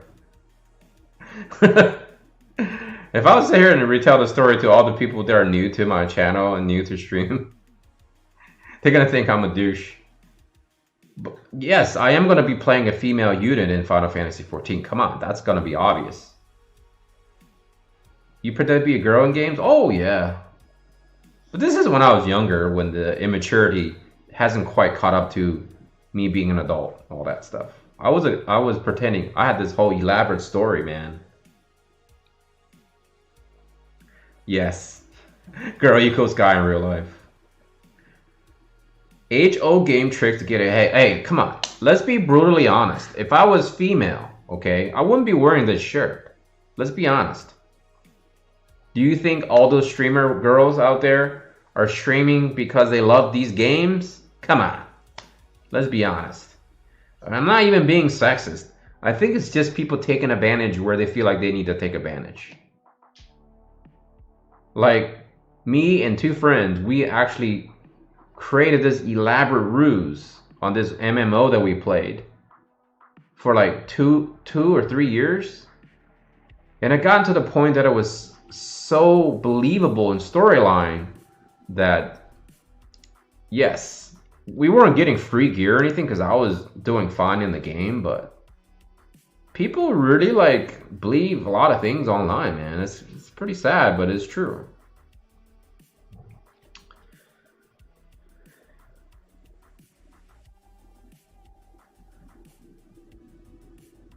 I gotta show a little something, something. If I was female, I would be showing a little something, something if I was streaming. And I would have hundreds of thousands. I mean, there's this one lady, one girl, one female, one person. She does Gundam collecting. So this is kind of tie into our little subject conversation from earlier. Like, this person collects Gundam. Okay? Let's be honest. Not many females out there collect Gundam. That's a fact. And I am sitting here making numbers up either.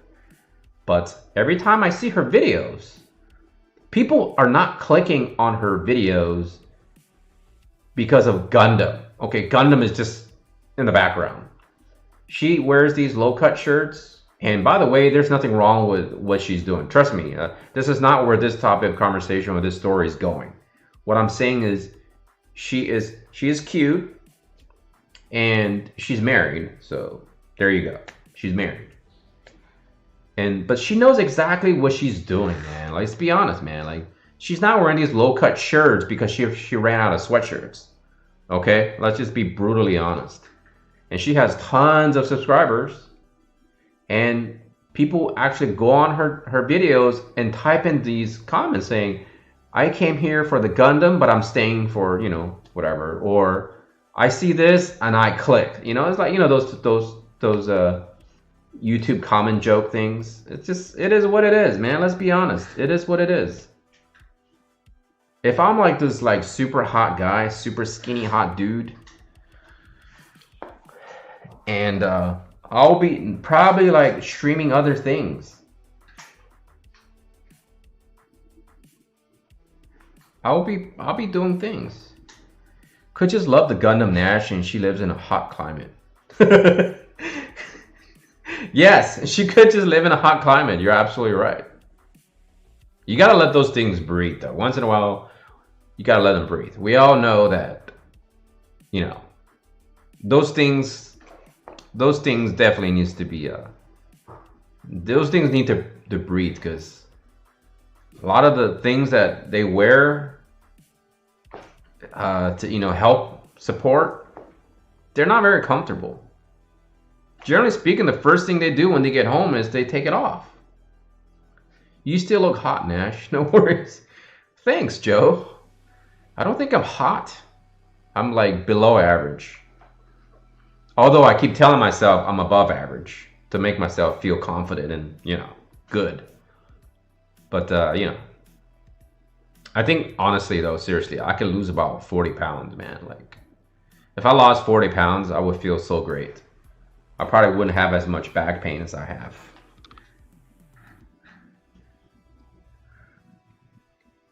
There's a Japanese cosplayer who likes to show her Gundam collection plus build. Listen, all I'm saying is, in terms of advantages, look, here's the thing, right? I actually said that. I'm like, if I was a female and I have all these assets, I'll be flaunting it like crazy. It's true. But at the same token, I don't want to deal with some of the stuff that comes with that package. Am I right? Like the monthly thing, that is a package deal, right? I don't want to deal with that monthly thing because that I'm sure is not a pleasant feeling. For those of you who have wives, girlfriends, fiancés, whatever, you know exactly what I'm talking about. That's not a good time. So that is not part of the package. I'm willing to let go of whatever I have on my package to exchange packages. You know, I don't want to switch teams. Like that's the reason I don't want to switch teams. And I'll be brutally honest, I think if I was female, I think I wouldn't even like males. I would definitely probably like females. Because I'm a male and people say, you're thinking in terms of a male mentality. No, that's not true. I mean, females have their own set of problems, you know, all that stuff. But hey, first off, we know that in my chat, there's not a lot of females to begin with. But we're not here to make things that are like that. Like, that's not what this is all about. Imagine if you could cancel that monthly subscription, though. You could. There's ways to do it, but it's just, you know, you eventually have to restart the monthly subscription because you want babies and things like that, right? You gotta do that. I personally just feel like that's the truth. Like if I go on Twitch right now, okay, and I look up all the females that stream, guaranteed, a lot of them are not wearing just your typical t-shirts, whatever. A lot of folks are probably, you know, letting things breathe or whatever the case is, and boom, they just get a lot of dudes. Guys are very simple. We're very easy. We see something we like, we click. That's it. We click. No shame in our game. And guys like all kinds of crazy things. I've learned that too. Like we, as a group, we enjoy all kinds of things. Some guys have no preferences at all. You know? And that's okay, right? I mean, to each their own. Like, I'm very specific in what I like. I'm very picky.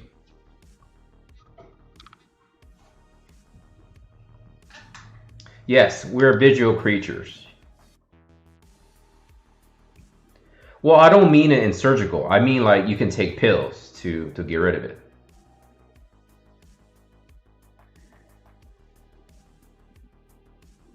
And it's a deep rabbit hole. It is.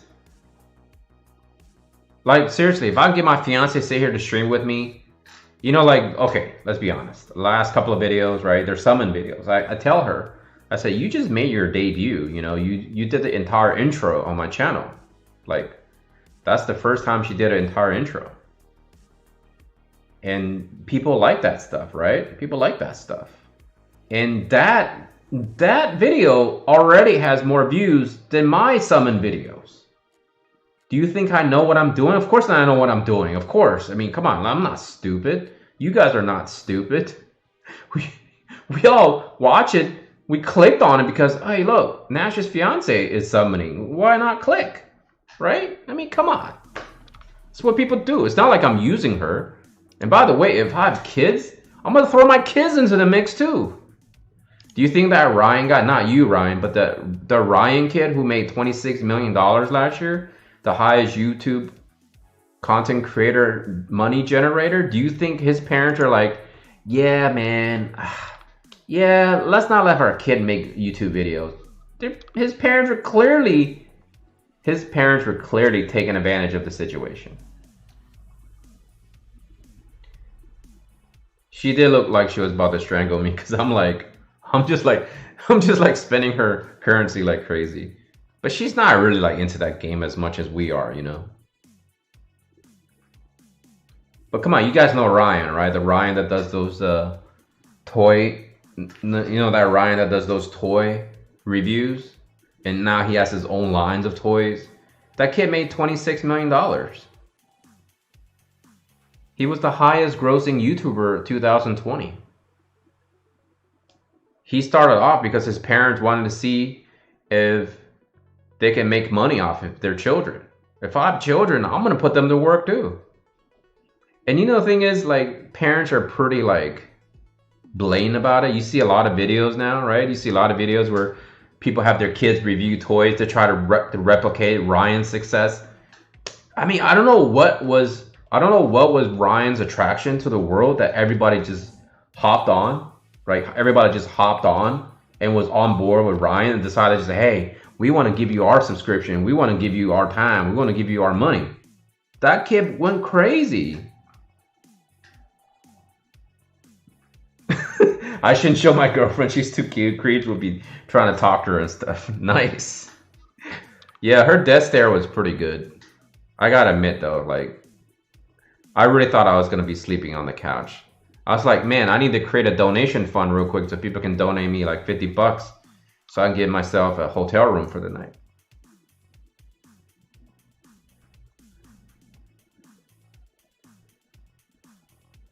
Oh no, 26 million? Isuki, if you make 26 million in your lifetime, you are doing pretty good, my friend. The average income for life, it is not. It is not 26 million. The average person probably makes like, I don't know, I would probably say like, I don't know, a million or two, right? I mean, this is after taxes, right? Yeah, I mean, I wouldn't feel comfortable having, my fiance come on all the time. Like once in a while is fine. Right now, like everyone's wearing a mask, so there's no problems there. But I mean, at the same time, it's like it's a matter of luck, right? Some people are crazy. Some people do crazy things.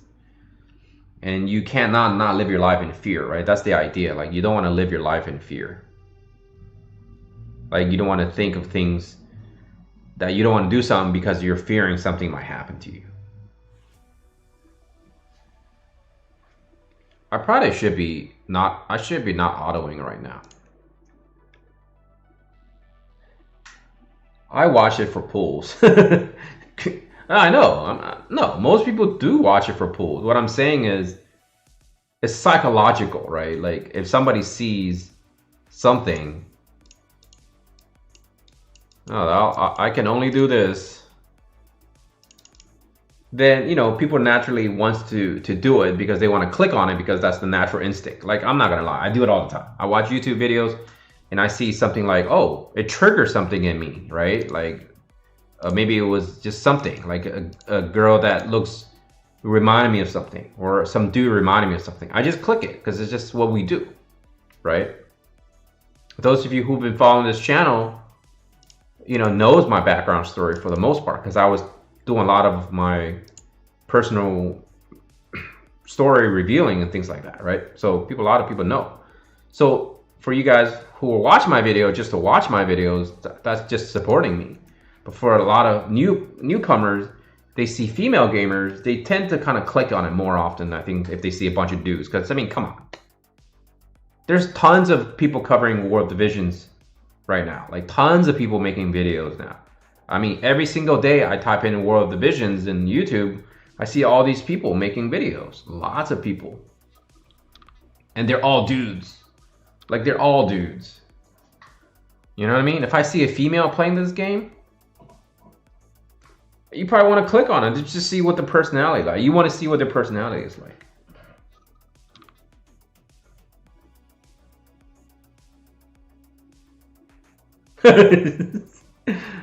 That is true. Hey, listen. We all get pretty salty. Like I got so salty tonight that my eyeballs were in pain. I had to take Tylenol. Right? I mean, that's how salty I can get too. And sometimes I like to watch other people fail in their summons too. Why not? Like that, you click on it like, man, I hope this guy doesn't get it because I know I didn't get it. If that person didn't get it, it makes me feel a little bit better about myself. I don't blame you for feeling that way because a lot of us, we get a little irritated when we're spending all these gems and cash and time, right? All this farming to get all these free gems or whatever, and you don't get what you want, we can get pretty salty. I mean, come on. But I like all those that you saw, like in my reaction to her summons, like those were like genuine. I was like grasping the air, and I was just like, I'm so happy. Finally, we got something on this channel. Like seriously, like Finally, we got something. Hey Adam, how you doing? I am doing well, thank you. How are you doing tonight? I've had hard cutoffs when I'm pulling the game. I'm learning. Well, I heard the Diggs trying to get the shadow card. That is some epic fail too. Like I haven't seen the video, but it was all over my Discord, and people were all talking about how painful it was to watch his pulls. I mean, Diggs is all in. I spoke to the man. Like me and him, we've been having some private conversations, and he's all in on this situation. And I actually wish him the best of luck. You know, like I really do, because like if he's willing to dedicate his life or his time, if you will, right now to do this, then good for the community. You know, like I'm glad that's what he wants to do. You got to follow your dreams. You know, if his other dream were just not really dreamed, but more like he felt like he needed to do something to have a good life, but this is something that he wants to do, you know, to do as a career, I wish him the most success. I do. I didn't say this to him. I've never said this publicly. I'm gonna say it today though. Like when I first watched his video, like I enjoyed his, like, you know, the way he spoke, very calm, you know, very calm. But then when I heard his laugh, I completely ran the other direction. Like I heard his laugh, and then I just never watched his videos again for a long time. I just completely ran the other direction. And still till this day, I don't really watch a lot of his videos. And there was a lot of saltiness from my end because, you know, he grew super fast. Like his channel grew very, very fast comparatively to everyone else making content for War of Divisions during the time that everyone wanted to be successful with the game. But from my perspective, I didn't care one way or the other if I was trying to be successful in creating a YouTube channel. I was just doing it, one, because I had nothing to do with my free time. And also, I really just wanted to do it just to do it for fun, you know. And I'm really glad that I'm much more enjoying what I'm doing on YouTube and streaming than I thought originally would. It felt like I would be enjoying it, if you get what I'm saying. So if my channel does become successful, then I'm glad. But it's always been something that I've been doing on the side, never been my main concern. But I'm not sure if that was his main goal, but he definitely utilized a lot of tactics that was getting his channel to be very successful. And that's great, right? I do enjoy him. I do enjoy Giant. I do enjoy who they are. It's just his laugh was just, it got to me really good. But then as I get to know the person, I just question myself, why was there even animosity towards him? From my perspective, you know, it wasn't animosity because I disliked him. It was more like he was a competitor. I viewed him as a competitor. And I was like, why is he getting famous and I'm not? You know, that kind of feeling. But then once I sat back and realized it's not something at that time is what I wanted to do. It's more like, I'm just glad that my channel is also doing really well according to my own standards, right? And I'm glad that he's doing exceptionally well. And that's what it takes for some people to chase their dreams, is to put in the work, put in the time, put in the effort.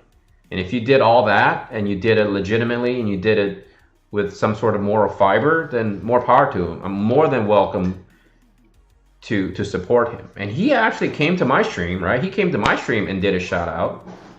And, you know, so he's a good person. He knows that the community is more than single individuals. He knows that we as a community is what ultimately is going to support his channel, at least for now, right? He's probably going to be playing other games and things like that.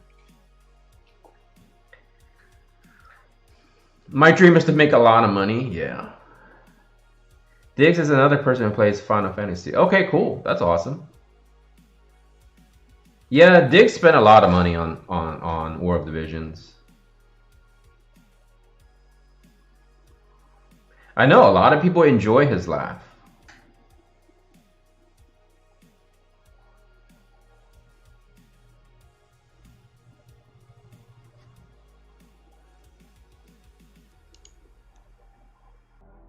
Like a lot of people love his laugh. That's the thing. I get a lot of people that have traffic through my channel tell me they enjoy Diggs for a variety of reasons, but his laugh was definitely something a lot of people do enjoy quite a bit.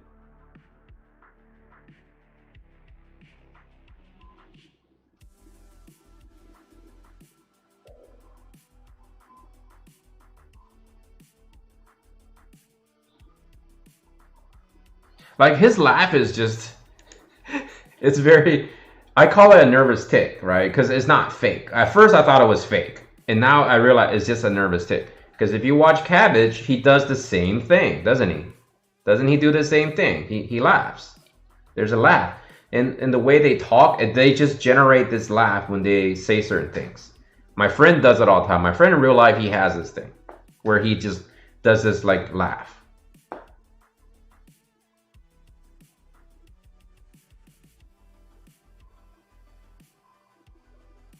I think I think Clegg is playing other things. Yeah, I think he completely abandoned War of Divisions, but he's always been a Final Fantasy Brave Exvius guy. Same thing with House. I think House has now jumped onto the word that we cannot say, the G word. So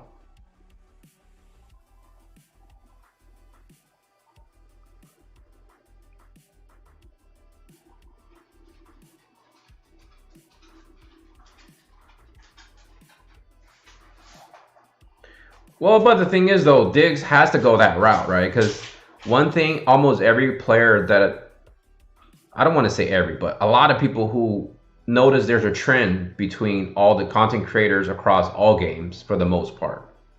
It's very hard to be free to play friendly or to have a complete free to play perspective because you cannot have a perspective without spending in these type of games because the option is there.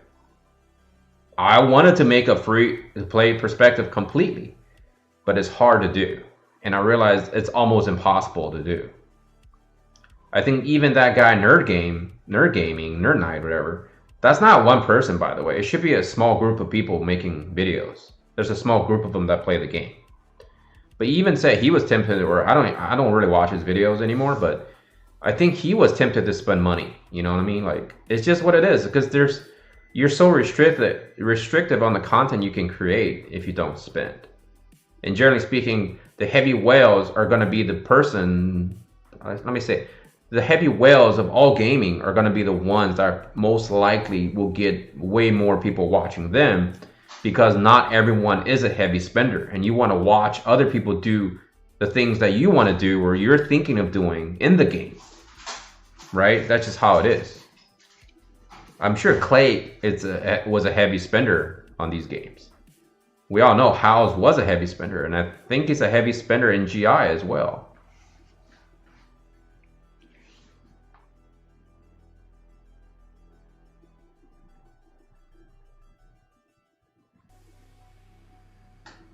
Like I think Diggs probably spent a lot of money on this game, but he viewed it as a business decision probably, like to spend a lot of money to make some money. And you know, he's probably making money now. I don't know how much he would make, but given the size of his channel, I envision at this point probably not a whole lot, right? But at least enough for him to keep pursuing it. Because there's different ways to make money on YouTube. You know, you can do it once you get to 5,000 subscribers. You can do sponsorship, right? People are gonna pay you money to do ads on your channel. And once he hits like, well, I don't know, 10K, 100K, whatever, he's gonna get more money in, right? So you got to keep spending to get the people to come and join his channel. Like Cabbage doesn't care because he already has a solid paying job, and it's not something he's willing to walk away from. And besides, just having 10,000 subscribers, you don't really make as much as people think you will. You don't really make that much. Oh, you do? You live in the same city? That's cool.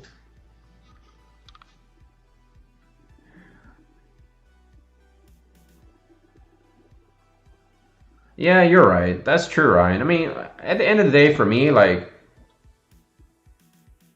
I think honestly, like, there's so much more I can cover in this game, right? But the thing is, I realize that everyone is trying to carve a little bit of the corner of the community to themselves, right? Oron J, I read his channel, what he does. He wants to make content about PvP stuff. That's what he wants to do. Well, then I don't really need to cover that much PvP stuff. Because for me, I don't care about PvP stuff. So if he wants to do PvP and get tons of subscribers, then good. At least that's great for the community. Because what's great for the community ultimately is going to be great for me. Right? Like, I like to cover the news because I love reacting to the news. And I like to cover from a middle spender perspective. And then I also have this free-to-play account that I still cover and I still play on the side. And when I see fit, content needs to be added on, I will do it. Even if it's more work for me. It's worth doing.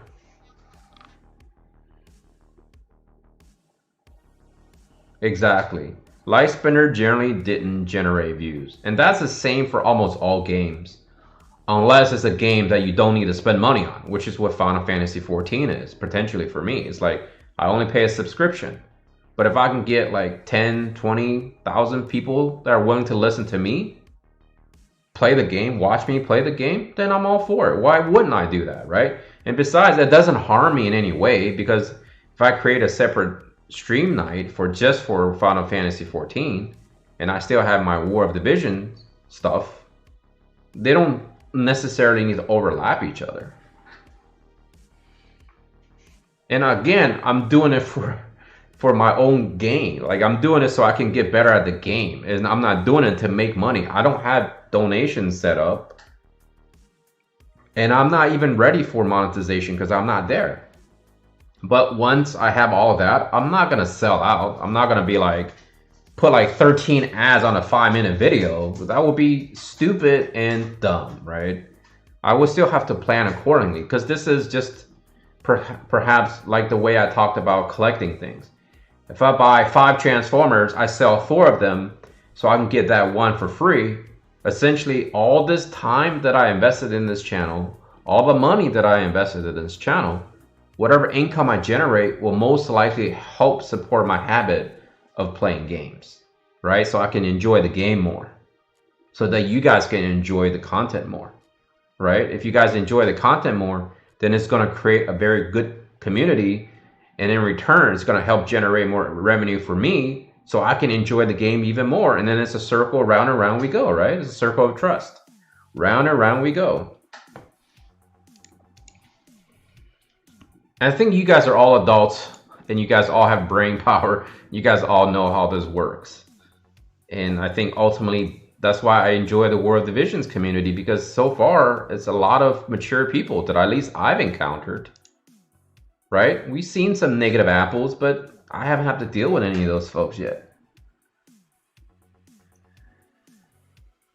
I have finished the tower on my free-to-play account every single time.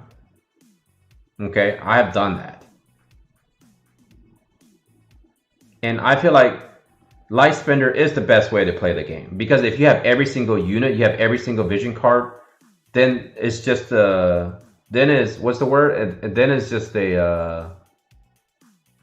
then you're just kind of riding. You're just riding, right? You're not really like doing anything. You're just going through the motions.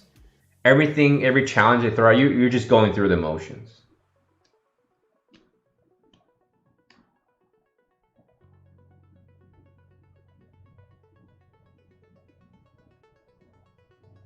Yes, I agree with everything in the last 4 or 5 comments.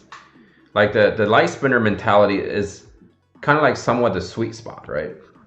Heavy spenders is in his own world, and then zero spenders in his own world in a sense, because one is no restrictions and then the other one is complete 100% restrictions. Then somewhere in the middle, somewhere down the middle is the sweet spot. You can kind of plan it out, have a player free-to-play mentality, but then spend lightly to get a few things that you feel like can help you out. But as I keep saying, eventually all of us, regardless if you're a spender or not, are going to get to the point where you're in the sweet spot. Because all it takes time for free-to-play players to catch up to the light spenders, right? You're never going to catch up to the heavy spenders, but you're going to catch up to the light spenders in terms of investment and, you know, time sink. And at that point, everyone will just be going through the motions. And I think that's why I do enjoy the idea. That's why I enjoy the idea of why the EX Shop 25 is going to be a success going forward in the future. Was it rushed? Absolutely. Is it successful? Absolutely. Because those guys who are behind the design, they know what they're doing. They probably study the psychological aspect of gamers. So the way they did it was they keep everyone engaged, everyone playing. And once you do that, you will never lose hold of the player base. Those people who are pissed off about it, they're going to leave regardless. They knew that. They weren't going to keep people around. So, Francesca, thank you very much. And hopefully we'll see you when I play some Final Fantasy 14. And maybe you can help me out because I know you're a player in that game. And thank you for joining the stream tonight. Hopefully we'll see you playing Final Fantasy 14 more, actually. You're taking off to M1? Yeah, I'm going to cut it off in a couple of minutes here myself. It's almost midnight here at my time. But I have to work tomorrow, so I'll be up. But I'm not going to stream all night, though. I still have to make that video, the part 2 of my video tonight. And then maybe hang out, watch some TV, and then maybe do a little bit more farming on my own, and then maybe sleep 4 or 5 in the morning, and then I can sleep all day tomorrow.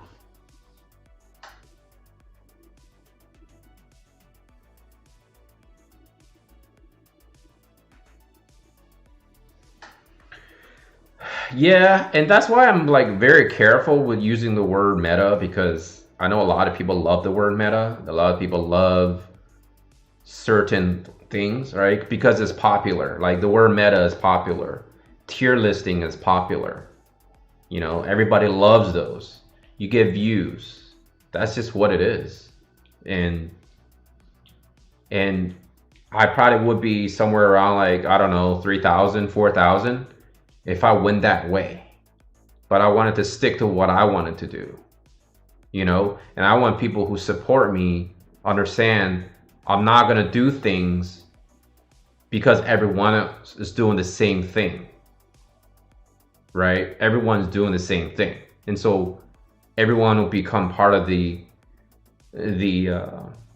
norm, right? Because if everyone's part of the norm and they're all doing the same thing, then what are you watching me for? And I remember when I made that video that I said that tier lists are bullshit and is horseshit for this game. I stick by that. Like, I go by tier listing, of course I do, but I don't treat it as a legitimate thing, because I don't think the tier lists actually exist if you took it, you know, and put it into a vacuum. If you did everything on paper, then of course tier lists make sense. But it makes sense that also you have to play the game to understand that some characters are just better than others in certain situations. And that's why tier lists only make sense if you did a tier list for arena, you did a tier list for PvE, and you did a tier list for match play. If you did an overall tier list, it doesn't make any sense for this game.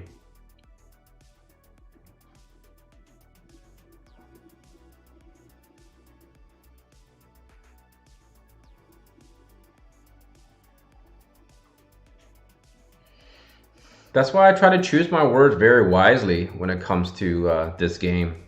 And I know some people don't support me because of the fact that I don't go with the norm, you know? I don't make tier list videos. I don't really talk about meta, you know, that often. I try to use my words carefully so I don't do the same thing.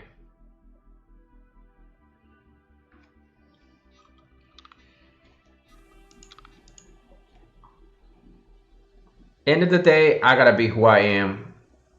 And I think that's more important to me than the other stuff. So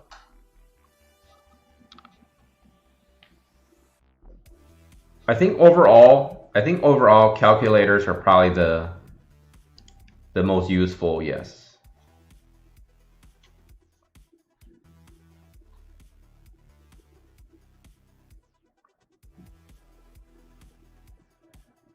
I think Yuna is probably good across the board, you know, in every situation, every encounter, because she's so powerful. Like the auto heal is very powerful, but that she's a limited time unit and you need 1,000 shards. That's a big wall that you have to try to climb. But I think looking at some of the other units in terms of EX, you know, you don't have to rely on getting a tons of limited units. I have so many limited units. I don't envision myself building every single one of them to EX 25. I mean, just think of the insanity I have to go through. How much hair I'll be pulling out to get there.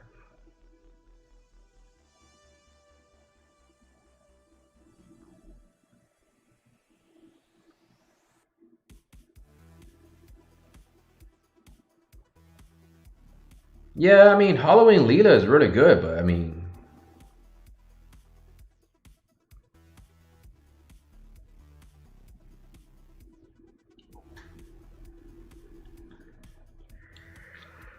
yeah, I think Yuna is like one of those units that fills in the gap nicely for every team, but cannot lead a team. Right? Calculators can potentially lead a team, right? Kane can potentially lead a team. Like KR Stern can potentially lead a team. Hell, even Orlando can potentially lead a team.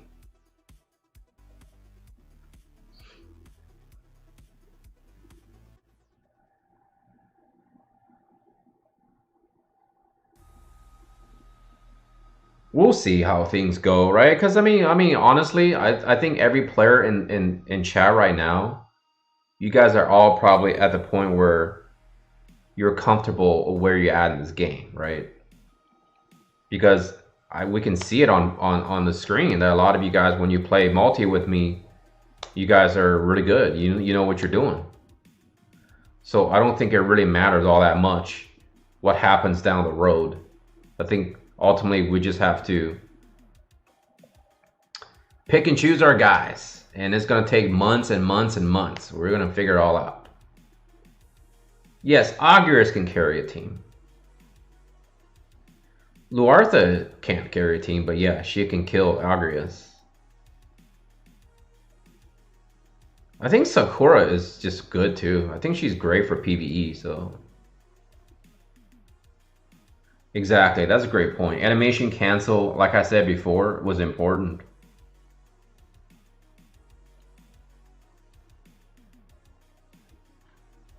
Yeah, I think a 45%, 50% missile resistance, if that's even a thing, if that's possible for a Auguris can smash a Luartha.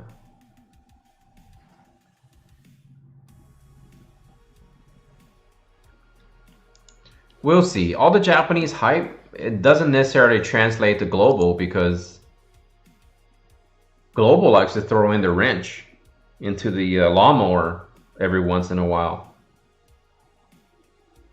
Okay, this will be the last run. And then I'm gonna take a break.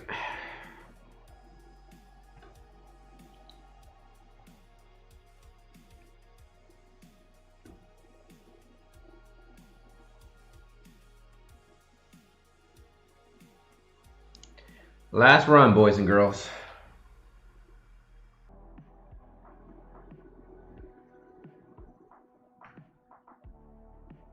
I think Luartha, I don't know. I'm not in top arena, so I can't comment on that, but I don't think many people use her, do they? Like, that'd be a great question to ask people. Do people see Luartha running around? Like, she's not really fast. That's her issue. She's not very fast.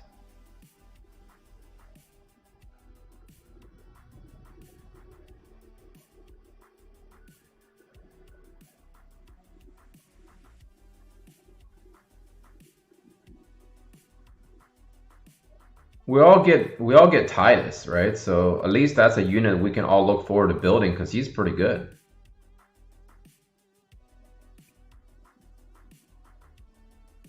Taka, I think you made the good point because Global inserted Luartha at a bad time. And I think they did that on purpose. I think those folks that have been trying to time it out for Global, they're doing a really good job. Because I think ultimately they don't want people to follow what's going on in Japan. Because that's going to hurt the global market from a financial perspective, right? If everyone's doing exactly what people have been doing on Japan, then they're going to skip so many banners. And if they skip banners, then the company makes no money.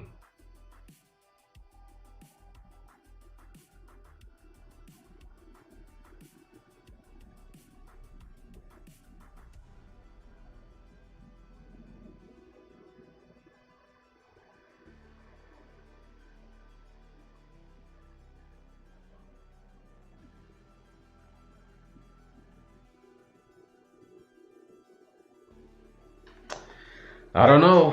I don't know where we're gonna get. Oh, should we tower next week? I guess we get a new item. We get to see a new UR item for free.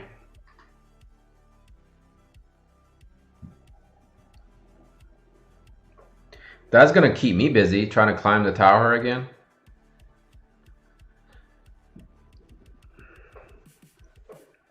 See, Jerry, like you're having no issues on this team. Like you kept saying you were having issues. It wasn't just you or anything. We cleared it with no deaths. Exactly. Great point. JP Meta only makes a difference if we're doing exactly the carbon copy of them, and which we're not. So, all right, folks, that's it for me.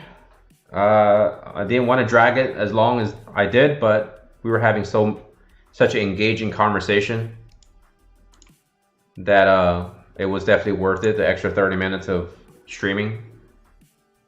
I want to thank everybody again for showing up tonight and having a great time. And if you guys have any suggestions, feel free to jump into my Discord and give me suggestions on future video ideas or a topic or a subject you guys want to talk about.